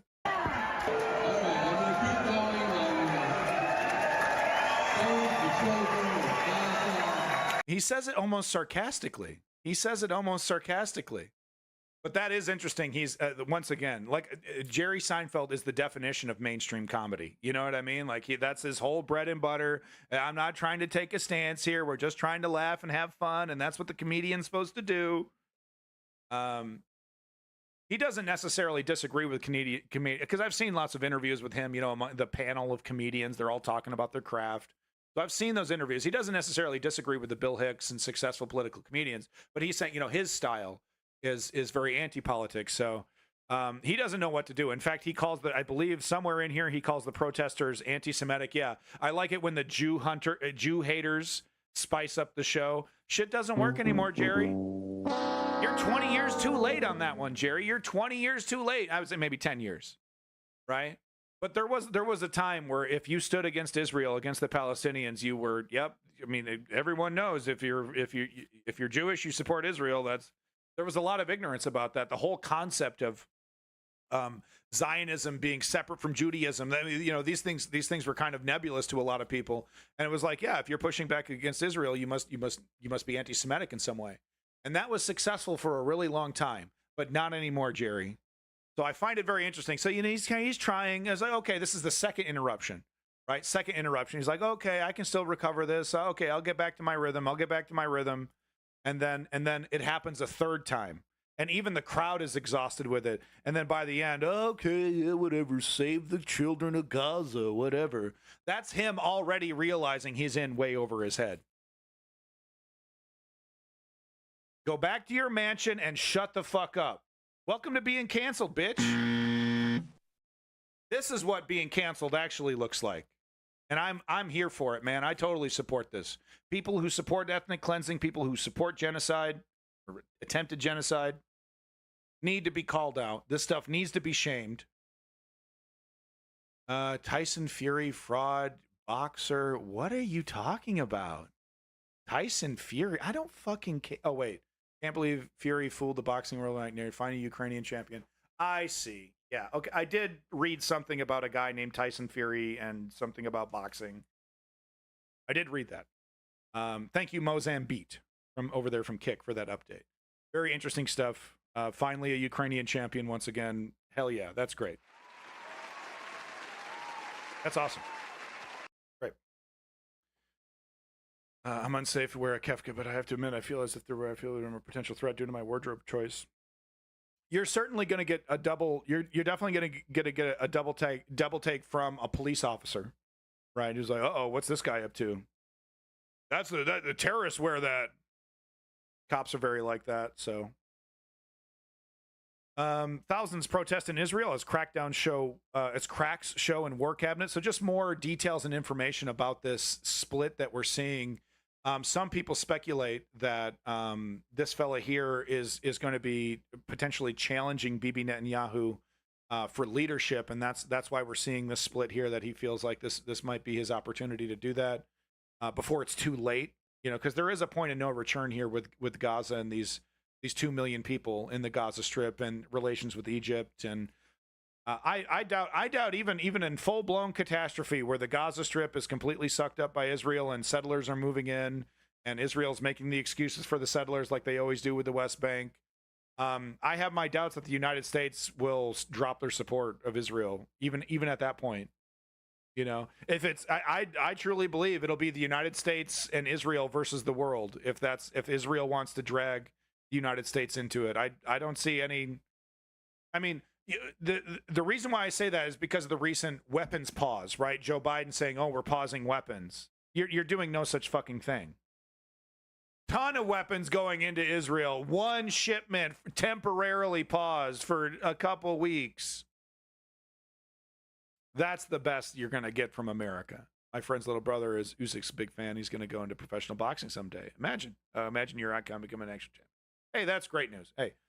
Ukraine needs all the morale wins, and I'm not surprised one bit that some of the toughest motherfuckers on planet Earth are also kicking ass in the boxing ring. So I absolutely love to hear it. Thank you, Mozan Beat, for that update from Kick. Thank you so much. So once again, thousands protest in Israel as cracks show in war cabinet. The show in Israel's war cabinet. Yeah, I just said that. This lady. EW over here, redundant. The future of the Gaza Strip. Former Defense Minister Benny Gantz is threatening to resign from the cabinet unless the government comes up with a concrete plan for a post-war Gaza. He had joined as a show of unity after Hamas launched the October 7th terrorist attack. Now Gantz has set a 3-week deadline, ramping up the pressure on Prime Minister Benjamin Netanyahu. Yeah, Lenny, I see your comments about Seinfeld. Just saying, I agree. Meanwhile, fighting between Israel and Hamas is intensifying. Northern Gaza is seeing some of the fiercest battles of the war so far, months after Israel declared the end of operations in the area. While in the south, hundreds of thousands flee fighting in Rafah, many of them not for the first time. Heavy clashes rock the southern Gazan city of Rafah as Israel pushes ahead with its assault against Hamas. I know you're speaking The United Nations says 800,000 people, more than a third of Gaza's population, have been displaced from the area, despite having nowhere to go. The northern part of the Strip is also under fire. In Jabalia, Israeli tanks roll. I mean, hell, they're not even allowed to represent themselves at the Olympics, not because of their war crimes, but because of their rampant cheating. ZZ, do you think Israel should give back the Gaza Strip to the Palestinians? Through the devastated streets. The army says it's conducting, quote, precise operations against terrorists and infrastructure. Inside Israel, thousands joined the weekly anti-government protests in Tel Aviv. They want the Prime Minister, Benjamin Netanyahu, to resign and new elections to be called. Waiting on that answer, ZZ. Should Israel give back the Gaza Strip to the Palestinians? I would like an answer to that question. I think you don't think the Palestinians should return to their country so that they could be Palestinians in their own country? Do you disagree with that, ZZ? This government is taking our country to places that I don't want to see my country go to.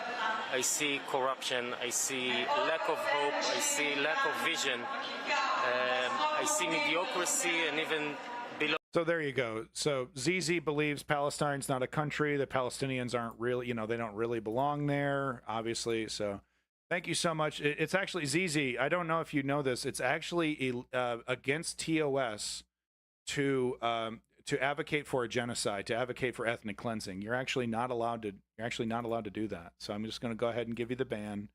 Thank you so much. Bye-bye. Yeah, Palestine, free Palestine. Palestine is a country. They do deserve to exist. Israel is not justified in ethnically cleansing the region. Chud alert. Bye. It's against. I have no choice but to ban you. It's actually against the TOS to advocate for ethnic cleansing and genocide. I don't know. Jeff Bezos. He's a real hard ass. Below that, and we want change. Meanwhile, in Jerusalem, new cracks are emerging in Netanyahu's coalition. Centrist Benny Gantz, seen by some as a moderating voice in an otherwise ultra-conservative government, gave the rest of the cabinet. I mean, look, I've heard of this guy, dude. Moderate. Okay, that's centrist, and that just shows you how just insane the politics of Israel is. Look this dude up, this Benny Gantz dude. Moderate, centrist. Okay, dog. Okay, sure. Yeah. All right. Yeah. An ultimatum. That needle. While Israeli soldiers are displaying incredible bravery on the front, some of the people who sent them to battle are acting with cowardice. The War Cabinet must write down and ratify an action plan that will lead to the realization of 6 strategic objectives of national importance by the 8th of June. If Benjamin Netanyahu chooses to follow the zealots and lead the nation into an abyss, I will resign from the government.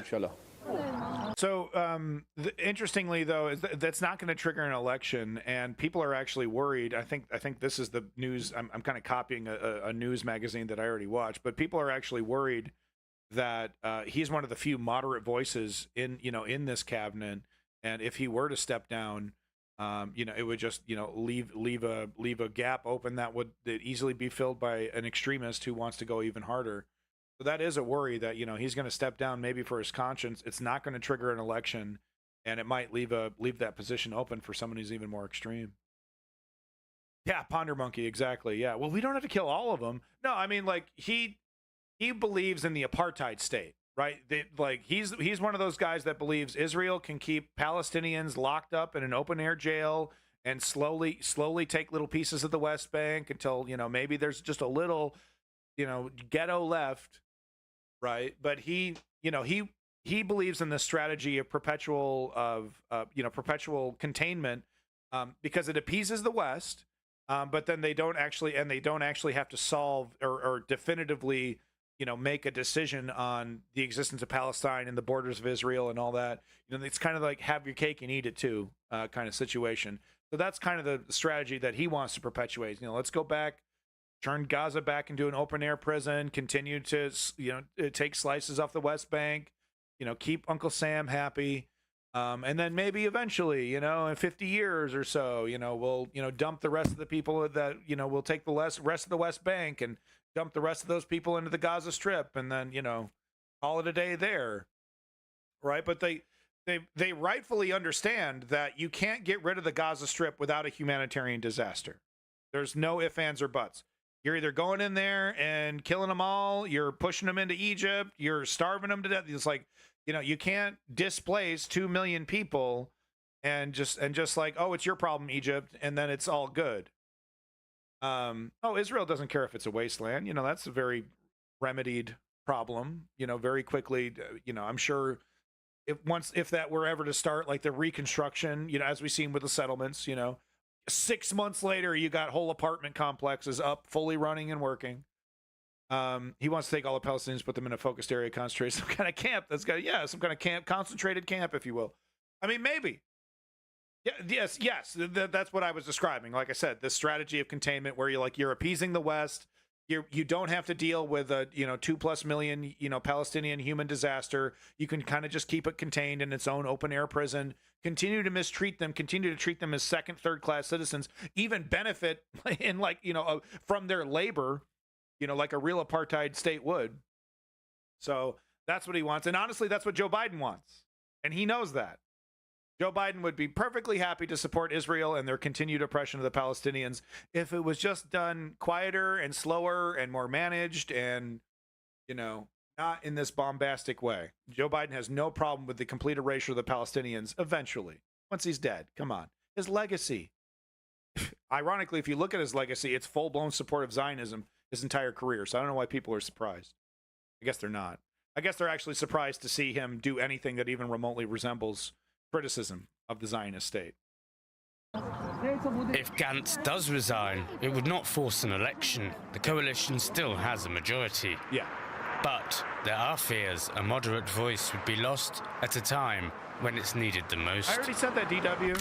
So what effect will this renewed heavy fighting have on the current Israeli government strategy and policy? Middle East analyst Shani Reza. So we interrupted her and did not allow her to speak last time. I feel obliged to let her have, I want to hear what this woman has to say this time. I got a little bit more time for it, so let's hear what she has to say, because last time we had to cut her off.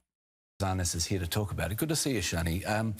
There has been a rather dramatic statement by War Cabinet Minister Benny Gantz. What's he had to say? Yes, well, he joined the government shortly after October 7th to strengthen the government as an emergency unity government. He is a former general in the Israeli army. He's considered to be a centrist politician. And what he's saying tonight to Netanyahu is basically he's setting an ultimatum. He's saying the country has been hijacked by the most extreme parts of the right coalition. We need to do a complete rehaul of our strategy. He's demanding several things, but the two most important ones are demilitarizing Gaza in the civil way, sort of like making sure that the Israeli military can only operate when needed, but that the daily conduct of what's happening in Gaza, whoever takes care of Gaza and the Gazan population need would not be Israel, but rather a joint alliance that is headed and led by the Americans. So, there's a reason why, these things are not like this person is doing this, because it's honestly being discussed. It's honestly on the table of, well, why don't we just take this whole thing? Okay, we'll deal with the consequences, but we're right there. We're right on the edge. Why don't we just take this whole? That is on the table and being debated. And I think that's why this guy is making this move. It's like, this is going to be disastrous for us for decades. We can't do this. But I think you know, he's right there. He sees it. He's like sitting right across from Ben-Gvir, right? So he sees the reality. It's on the table. Why don't we just take the whole thing, guys? Let Egypt deal with it. Let Egypt deal with it. And he also talks about kick him into Jordan, kick him into all the other locations that surround it, right? All the other Arab countries, right? Let them deal with it. Israel publicly announcing and making active steps in order to get into this normalization pact with Saudi Arabia, something the Americans have been promoting for the last months, that will bring, you know, American, Saudi alliance together with Israel, and along with that also a lot of many other moderate Sunni countries, in hopes to sort of reshape the balance of power in the Middle East against Iran.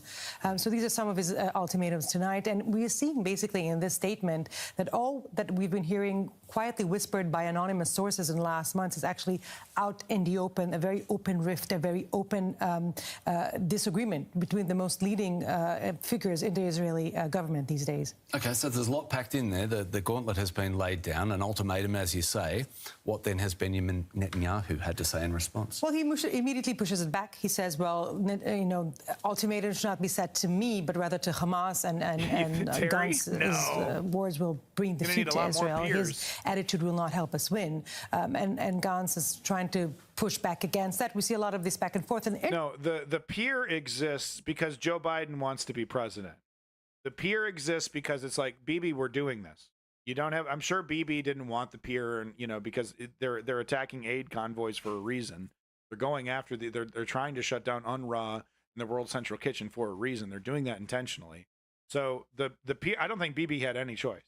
The peer is to prevent a humanitarian disaster from getting completely out of hand, hundreds of thousands of people starving, until Joe Biden is president. Then okay, whatever, we'll figure it out.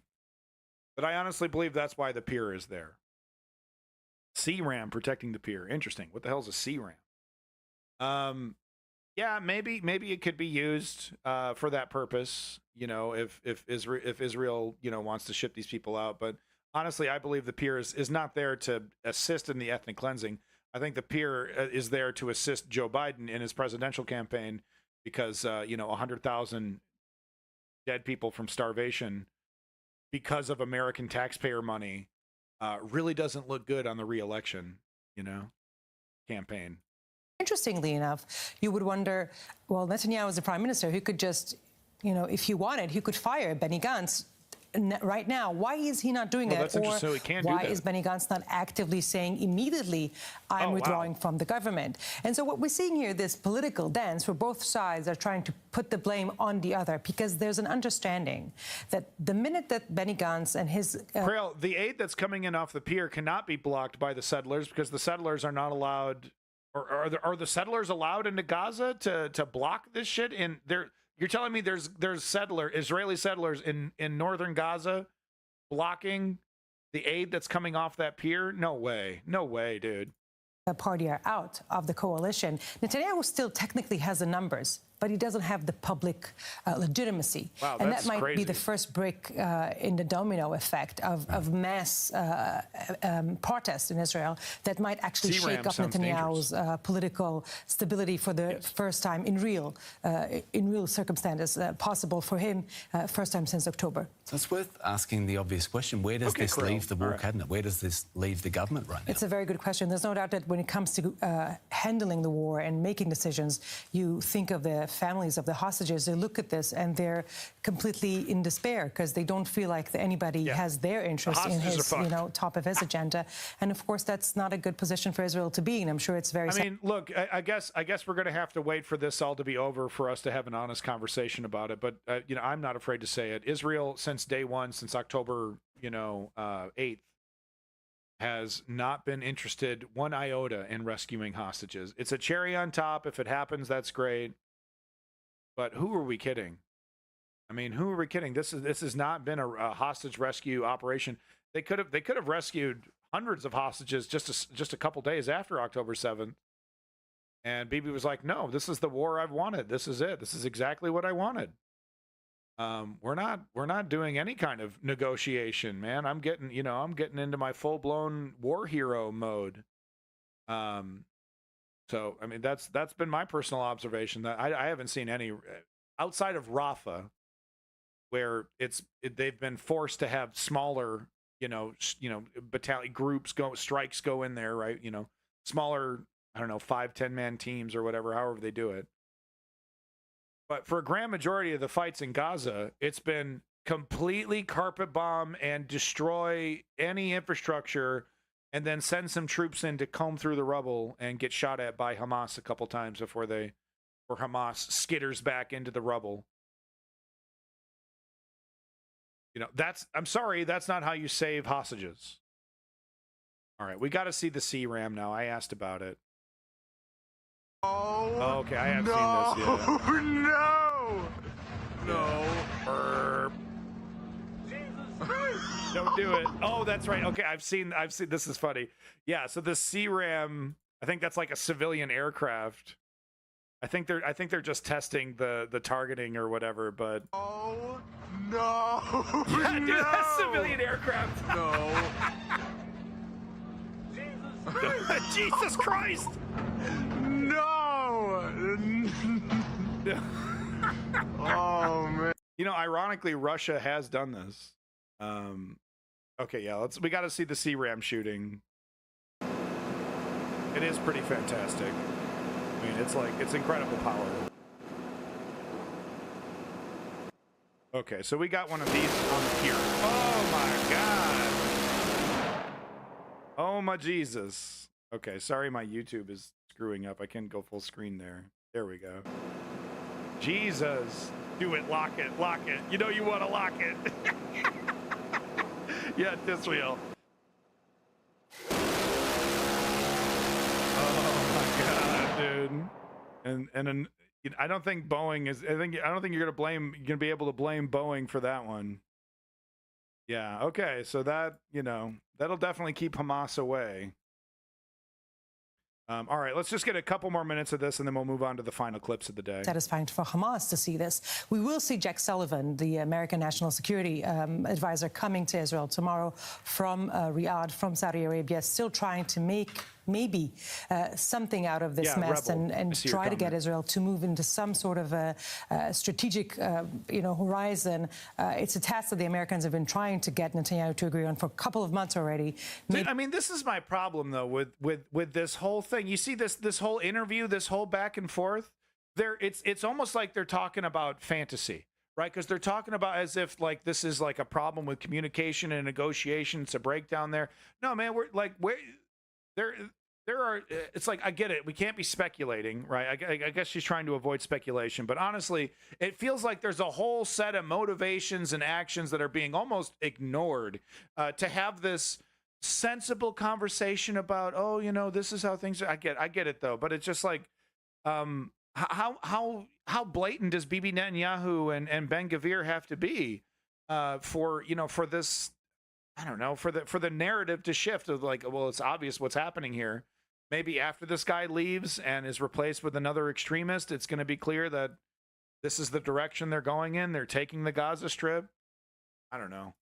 Maybe now with this public, outing of Minister Gantz, something will change up in Israeli leadership. Yeah, maybe. Really interesting moment. Our Middle East analyst, Shani Brazanis. Thanks so much. You're welcome. All right, so that was interesting. I don't mean to criticize her. She seems totally lovely, perfectly informed, and very eloquent and all that. So I'm please ignore me. Just ignore me. Moving on to the next clip here. So this is really encouraging, and this is the reason why Seinfeld's going to have to get used to interviewing Tucker Carlson, because on October 7th we saw a lot of Jewish comedians and actors. I am ignoring you. Thank you, Kissing Gonzo. But no, we saw a lot of, comedians, Jewish comedians and actors, non-Jewish comedian and actors, basically just say, sign a what was it here? So he previously signed the No Hostages Left Behind letter, which was apparently something that went around in celebrity circles right after October 7th. where they were like, I fully support Israel's actions, and I think, you know, Israel is fully justified in whatever it's doing, you know, by ignorant celebrities that aren't really paying attention, so don't really understand, oh, that's a really stupid thing to do. You don't understand how extreme and right-wing the Israeli government is, and you've basically allowed this incredibly extremist element to, you know, make you look terrible, to make you look like an ethnic cleansing supporter. So what we are seeing since then are people, the actors and comedians who actually do care about human rights coming out and saying in their own way, okay, this is where I actually stand. Maybe I was confused when I put my name down on this list right after October 7th. I was acting, you know, emotionally in a way, which is understandable, which is totally understandable. It was absolutely horrific. And by the way, I condemn October 7th and Hamas to, you know, to the utmost. Not that it matters, right? It just doesn't matter. Cool it with the anti-Semitic remarks. But Eric Andre here, a comedian that I obviously emulate, a comedian that I obviously enjoy very much. You know, his show, you know, very similar to Space Ghost Coast to Coast, which I am just like a super fan of, right? If you're a news guy like me, if you're a presenter of any kind, Eric Andre and Space Ghost Coast to Coast, absurdism, that kind of absurdism is, you know, absolutely welcome, and I love it so much. In fact, I'm hoping to do some kind of Eric Andre style stuff in the studio when I actually get that studio made in my garage, you know, breaking shit and blowing shit up and stuff like that. So I love Eric Andre. I think he's great, and I'm grinning ear to ear. I'm as happy as a clam hearing him say these statements. This is really, truly wonderful. And, you know, hey, to the Gwyneth Paltrows, to the Scarlett Johanssons, it's not too late to hop on the winning side of history, okay? Setting the record straight. No one's talking for me. Stop weaponizing anti-Semitism. As a self-loving Jew, let me just say, permanent ceasefire, end the siege on Gaza, let Gaza live, impeach Netanyahu, fuck Raytheon, fuck Lockheed Martin, Jewish and Palestinian safety's intertwined, not in my fucking name, send them home. You do not need to cut off people's water supply in the name of Jewish safety. You do not need to bomb universities, bomb hospitals, bomb ambulances in the name of Jewish safety. You do not need to bomb children in the name of Jewish safety. Free Gucci Man, free Boosie, free Gaza. You can donate here. You can donate at unrwa.org. You can donate at Gaza Mutual Aid on Instagram, and you can donate at campusbailfunds.com. Peace and love. Love you guys. So hey, thank you, Eric Andre. And I'm seeing immediately in the chat, like, oh, too little, too late, too little, too late. Suck it up, okay? Suck it up. Setting the record straight in the name of Jewish safety. You do not. This motherfucker is a multi-millionaire celebrity, okay? Millions of people listen to him. He's putting a camera in front of him, and saying, "I'm wrong. This is where I stand. I support human rights." Take the W, lefties. Take the W, okay? The right wing will fuck children and then go to their audience and say, "I'm sorry, I didn't mean it," and they will forgive him. And I'm not saying we should do that, but I'm saying we should try to protect our own sometimes. So if out-of-touch ignorant celebrities who were emotional after October 7th and put their name down on something atrocious want to come out and say, "I was wrong, not in my name. I don't believe in weaponizing, you know, victimhood, and that Jewish and Palestinian safety is intertwined," and all these great arguments he's saying. 100% I support you. 100% that's great.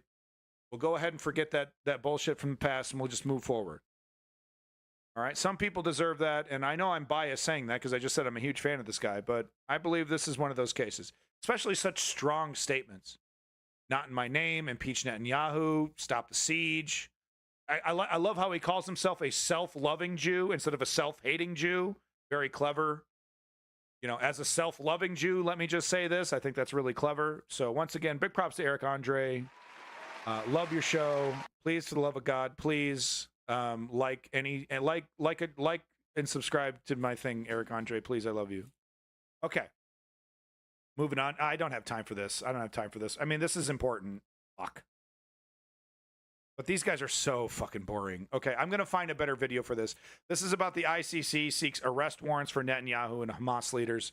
So it's really great. The ICC put out a statement saying you know, Israel's guilty, Hamas is guilty of a few more than Israel, but both sides guilty. Here's where we're going. You know, here are the people that need to be arrested. Now, is anything going to happen? No, of course not, because we're in a hell world and good things don't happen. I don't mean to be that cynical, but you know what I'm saying? International law, yada, yada. You know, Dick Cheney sitting comfortably, you know, you know what I'm saying? So, but what this does do is that it allows you, the activist, the political person who wants to be, you know, who wants to be on the right side of history, who wants to make sure that they're not being gaslit, that wants to, you know, that wants to tell the truth, know the truth. Yeah, Davey, I haven't seen that, but I honestly wouldn't be surprised in that. This rulings like this can help with that clarity, right? Okay, even if I'm not paying attention, you know, to every little thing and everything, this body, this international legal body, has done an investigation, and it's not just a kangaroo court. It's a legitimate investigation, taking evidence, taking statements, you know, a real honest-to-God investigation. Obviously, you can't get Bibi Netanyahu, you know, you can't subpoena him to come and make a statement. You can't do that to Joe Biden. So this is about as good as we're going to get in terms of international accountability for the moment. It does need to be getting better, but it's not going to be getting better until progressives take over government. That's just an honest truth. Anyway, it's bad news in that criminals continue to commit crimes. It's good news in that we have documentation that they are criminals. As close and up to a, you know, real, honest to God conviction as possible. Okay? That doesn't mean like, oh, well, okay, I can shut my brain off and shut my critical brain off and everything the ICC says is totally truthful and all that. Probably not. It's probably flawed in its own way, and there's probably all kinds of issues. But with that said, it gives us a better idea of who's guilty and of what crimes. So, thank you, ICC. I'm not surprised one bit. Fuck Hamas, and yes, fuck Netanyahu and Ben-Gvir as well. But for different reasons. Fuck them for different reasons. Come on, let's be open-minded, guys. I think the ICC says the West were enough for Putin since he stole all those Ukrainian children. Yes, that was the last time they came up in the news. I think you're right there, Clutch Cargo. Welcome back, Clutch Cargo, by the way. I think Kissinger's the only good thing we get this year. You think so? Yeah. I mean, even his death was, you know, bittersweet though, right? Because he was right up until his death, and then after his death, lionized as a hero, and no. I mean, there was some coverage of his war crimes. There was some coverage of that, right? But of course, you know, Dana Bash, MSNBC, CNN, CBS, NBC, CNN, Fox News, of course, all the right-wing channels. Oh, he's a hero, such a diplomat. Oh, he changed everything. Yeah, Davey, sure. Here's your weekly reminder that people who are smart and eloquent and brilliant hate Joe Rogan, and for good reason. So Joe Rogan had idiot, contrarian. I don't know how else to really define Terrence Howard, but he's always been this way. Flat earther, you know, kind of kooky. Calls himself a math genius because he wrote down some equation that, you know, math people are fucking laughing at because he thinks he's a fucking genius, right? The kind of celebrity that, you know, you're a rich and famous A-list celebrity. I'm not going to tell you no, and then if you do tell you no, he's going to cut you out of his life. So anyway, Jack White made a tweet about this recent interview with Joe Rogan and Terrence Howard, where they covered any number of ridiculous, stupid topics. And I just thought I'd read out what he had to say. Quote, "Hey, everyone." This is from Jack White, lead singer of the White Stripes, by the way. "Hey, everyone. Just a reminder, you should definitely be getting your facts about science and medicine from Terrence Howard and Joe Rogan. I wouldn't waste any time trusting scientists or doctors who went to universities, etc., for 12 years getting a PhD or anything. I mean, who the fuck are we kidding, right? Intelligentsia, deep state. Nor should you trust anyone who understands what peer reviewing is, etc." So apparently there's a viral clip of Joe Rogan explaining to Terrence Howard what peer reviewing is and totally getting it wrong. I mean, it's one thing for a joker like me to do. It's another thing for Joe Rogan, who has like, you know, several million people, but he also has a staff, right? They say, oh, Joe, that's not quite right. Like, this is peer reviewing. Oh, I'm sorry. Oh, Jamie said it's actually this. And oh, I'm sorry. I don't mean to do that. That doesn't happen on Joe Rogan. No, it doesn't happen as much, at least, anymore. I haven't seen any. When's the last time you've seen a viral Jamie correction clip on Joe Rogan? He seems to. Is Jamie even still working there? You seem to be like, Jamie, don't interrupt me and correct me anymore, dude. I haven't seen any Jamie correction clips lately. Correct me if I'm wrong. Please, back to this comment, though. Nor should you trust anyone who understands what peer reviewing is, etc. It's really great that MMO Joe uses his platform in front of millions to make sure everyone gets the truth. Keep up the great work, MAGA Joe. You're helping people. It signs him Jack White III. Okay, buddy. But no, so that's what Jack White thinks about Terrence Howard's most recent interview here with Joe Rogan. And wow, what is going on with the face, man? You can bounce a quarter off that. Cosmetic surgery much? He's like 60, isn't he? He's like 50 or 60, Terrence Howard? It's Joe Rogan.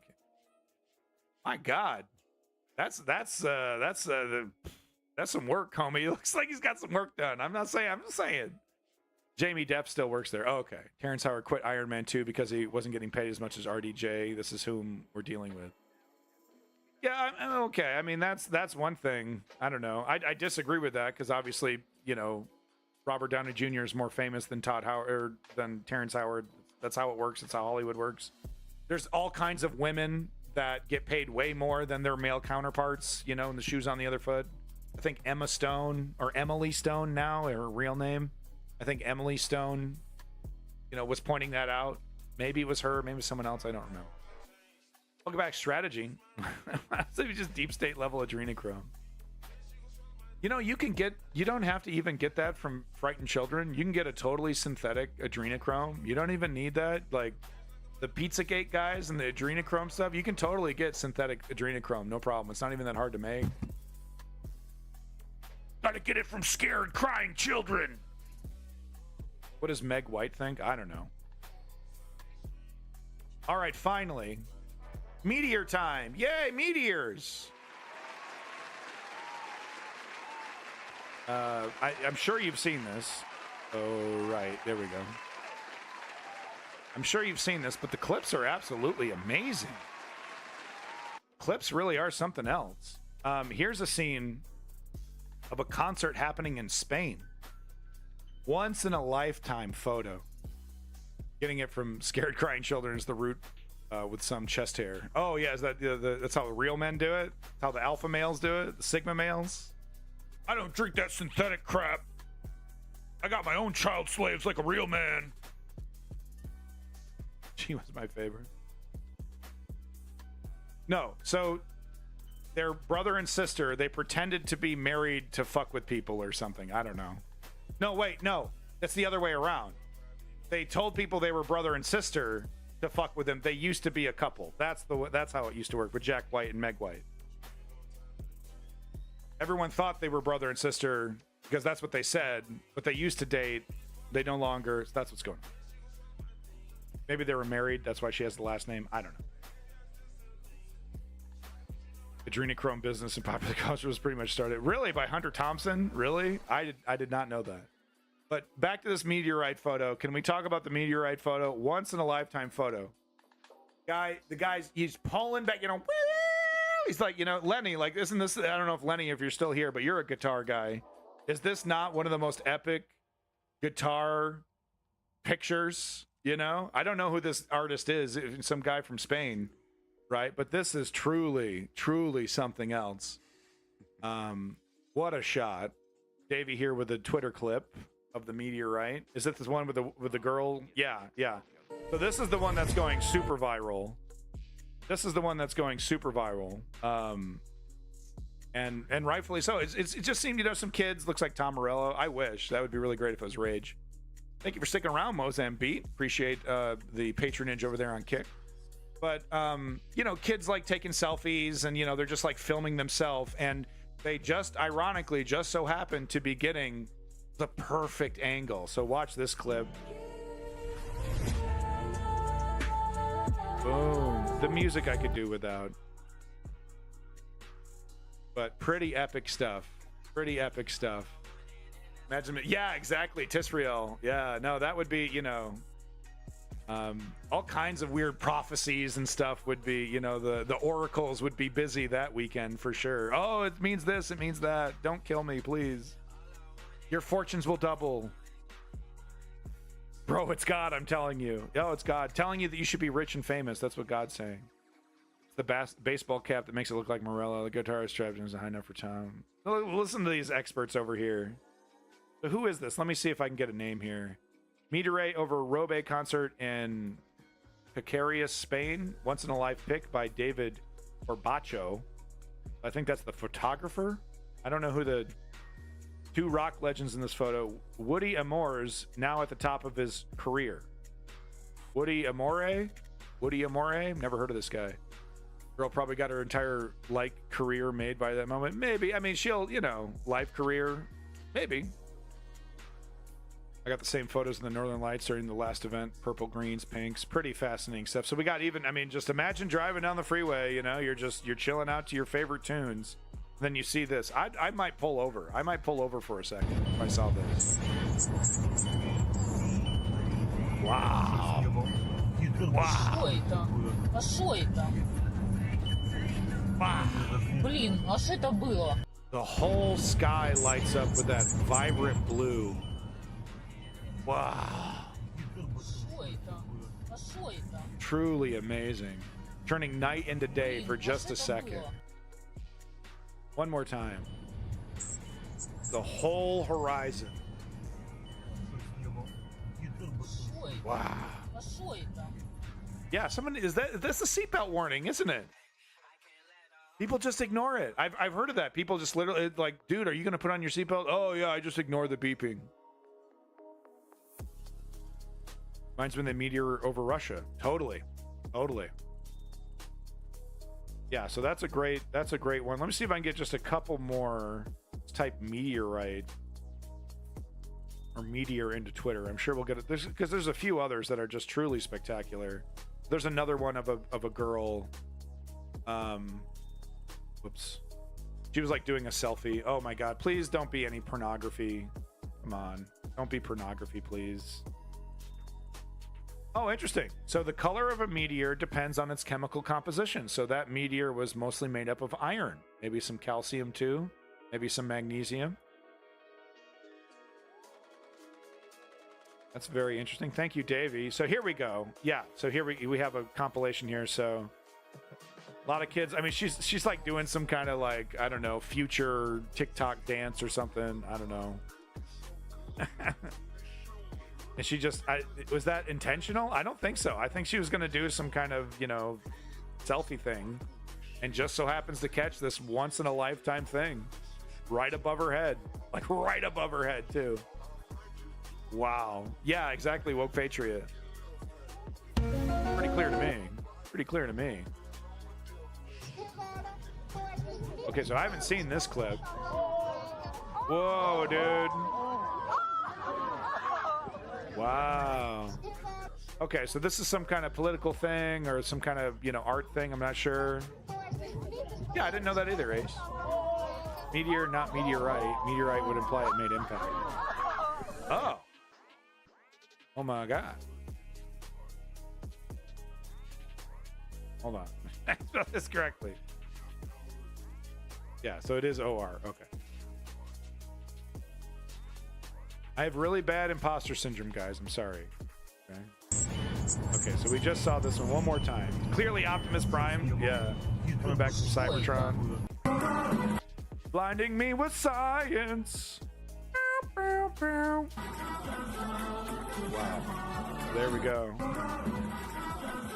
The crowd doesn't even notice that. NATO Article 5. Is that it? Is that the article where they can go in to do whatever they want? That was at the beginning of the stream, Davey. Wow. Pretty wild stuff. All right, let's go ahead and take a look at Davey's clip here, and then we'll call it a day. Anderson Cooper 360, one of the most celebrated journalists on American TV. So this one is not the one that happened recently. This is the one that happened, according to Davey, in 2013. But yeah, so interesting. We can see a different color here. We get a different chemical makeup in this one. It looks like we're getting more oranges, you know, more kind of yellows. Interesting. So maybe there's magnesium and sodium, I think is what we saw, right? From that. Let's see here. Let's go back. Yeah, so maybe it was that was the one in Russia. There was more sodium and magnesium in that one there.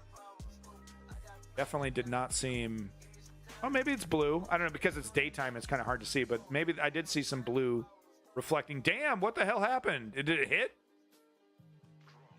Explodes with flash and sonic boom, causing injuries. Wow, dude, that one actually legitimately caused some damage. It exploded? Oh, shit. Holy shit. Maybe, you know, that's kind of a sign. Whoa, dude, look at that. Oh, they're all practicing kung fu and then whoa. Wow, man, that is a sign from God. Sign from God. Russia, don't invade Ukraine. Sign from God. So by 2013, had they already invaded Crimea? They've already taken Georgia by 2013. Have they taken Crimea by then, or is that 2014 was Crimea? They have not. Oh, you see, God clearly telling Russia that it's going to be a mistake. Don't do Crimea. Yeah, pretty clear to me. 2014. Yeah, okay. Thank you for the correction. But what does not need to be corrected is my accurate prediction that this was a sign from God for Russia to not invade Crimea. Pretty clear. Yep. Thank you so much. This is so easy being a religious guy. Is that all you have to do? Oh, you look out your window, point your finger, and say it was God? Is that how easy this shit is? Man, that's so awesome. I wish I was a religious grifter. That is a lot of fun. Just a natural occurrence happens, some volcano explodes, and you'd be like, yeah, that's because people have anal sex, right? I gotcha. Got him. It's all the butt sex. Yeah, I guess you don't care about humanity. Okay, well, we've gone through all these tabs, so that's great. That's something. All right, folks, that's all I got time for today. Sorry, that's all you get. Close the tab, leave immediately. He's done. No more news time. He's done. Guy, bye. Close it, click it, do something else. It's okay. I do that too. It's like when I see a YouTube video, he's like saying goodbye and doing like the credits. It's like, okay, next video. I get it. I'm very grateful to all you lurkers, to all you viewers, to all you chatters, commenters, the OGs that keep coming back. We had the trifecta of OGs. We had OG Lee, Woke Patriot, and your boy Lenny from south of Boston. The trifecta holding it down, and Woke Patriot, of course, staying to the very end. I do appreciate it. I think Lenny's there too, but he's probably doing something else. You skip movie game credits, shame on you. Not game credits, but YouTube credits. You know, oh, I'd like to thank my Patreon, Fart Sniffer 69. I like children. You know, all these stupid fucking YouTube names. You're very jovial today. I had 2 sources of sugar. I had a mango lemonade and a coffee. Thank you for noticing, Lenny. But no, big props to Lenny, Woke Patriot, Chem Goblin, Strategy member, OG Lee, the trifecta that was in today. Big props to Davey. Thank you, Strategy member Davey, Chem Goblin, and Woke Patriot for all of your wonderful links in the Discord. Leon, LT, whoever that person is there. Thank you for all your links. Big props to Ace Fram. Thank you, Ace Fram, for being in here. Clutch Cargo. Make sure you're liking and subscribing. No garbage fuel? Oh, I drink my garbage fuel in the morning. It's the first thing I do. I got a big brown glass of fetid, rancid garbage fuel. It's the first thing I do when I start my day. I wake up, you know, I get the sleepies out of my eyes, and I slam an absolute obscene amount of liquid that has come from a dumpster. Don't remember the 4 steps. Oh, that's right. Kook and swoot. Real quick, though, before we get to that, big props to Rebel Phoenix. Big props to, once again, Ace Fram, Clutch Cargo. Make sure you like and subscribe. Tisriel. Thank you, Tisriel. Mozambique over there at Kick. Thank you, Mozambique. You got some good taste. I don't know what you're doing at Kick. Hyper Novaricus. Thank you for coming back. Well-deserved making fun of me for being incapable of pronouncing voluminous. So I totally deserve that. Thank you for keeping me in check, Hypernovaricus. Big props to, once again, Davey. Thanks again. Kissing Gonzo. The Terry. Are we having fun yet? Lovely icon. Don't even know what it means. It's frightening and intimidating, and I love it. Meth Fights. Thank you, Meth Fights, for coming in. Krail of Xanath. Big props to you. Lost Zote. Big props to you.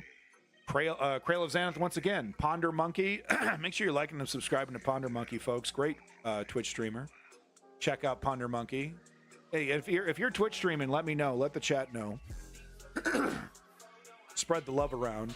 Matt Shadows, thanks you again, Matt Shadows. Big props to you. Ham, thank you, Ham. Big props to Ham and Matt Shadows there. Ribbons, hey, it's so great to see Ribbons coming in consistently. I do enjoy their presence. Thank you, Ribbons, for coming back once again. The True Steel. It's very cool to see the True Steel coming back. I'm glad. I hope you're enjoying it, the True Steel. Hope you're enjoying the News Underground. Thank you, the True Steel, for your comments in there. We need a morning routine video. I got to see how much garbage feelings you drink. I just wake up, oh God. Like, yeah, exactly, Clutch Cargo. If I don't drink garbage fuel, I just morph into Seth Rogen. It's like a Dr. Jekyll, Mr. Hyde kind of thing. Hey, Rebel Phoenix is streaming again, folks. Make sure you get up on that. Come on. Like and subscribe, Rebel Phoenix. Come on. Let's get a network going. Let's get a network going. Folks, if you're still here, I'd like to remind you, I probably should have done this before my props, but no, real quick, if you are actually interested in solving some of the world's problems, I actually have a really simple solution for you. It's a 3-step program with a 4th step if you want to have fun. First step is inform yourself. You're in the politics section of Twitch, so you're doing a damn good job already. Second step, put your name down. Sign up to one of these organizations that desperately need your help, and they're out there by the thousands. Type it into Google. Step 3, I need you to put in the work like Charlie Kirk. You have to treat political activism like it's an obligation, a day job. It's not always fun, but it's essential.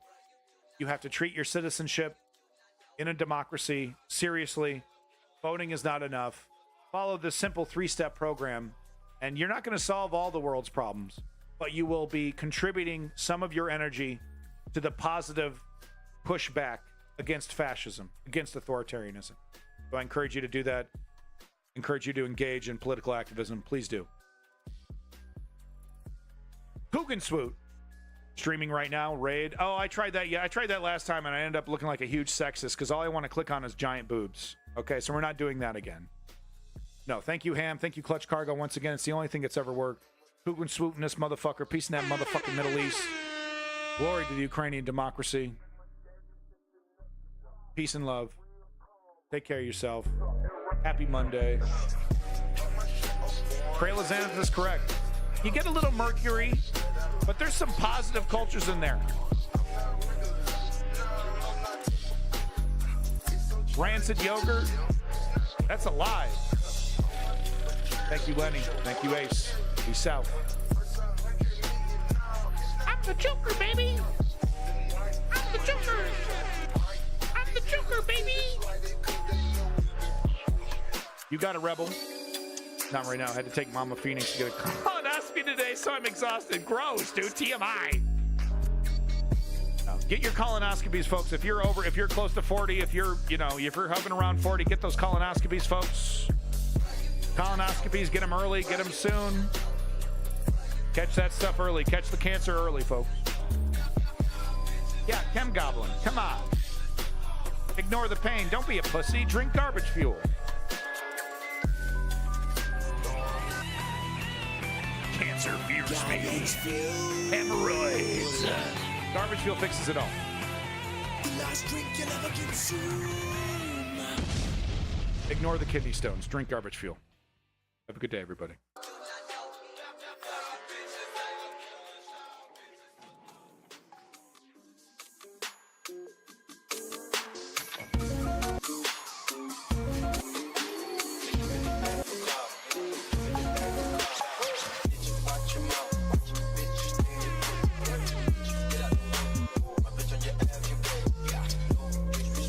Thank you again, everybody.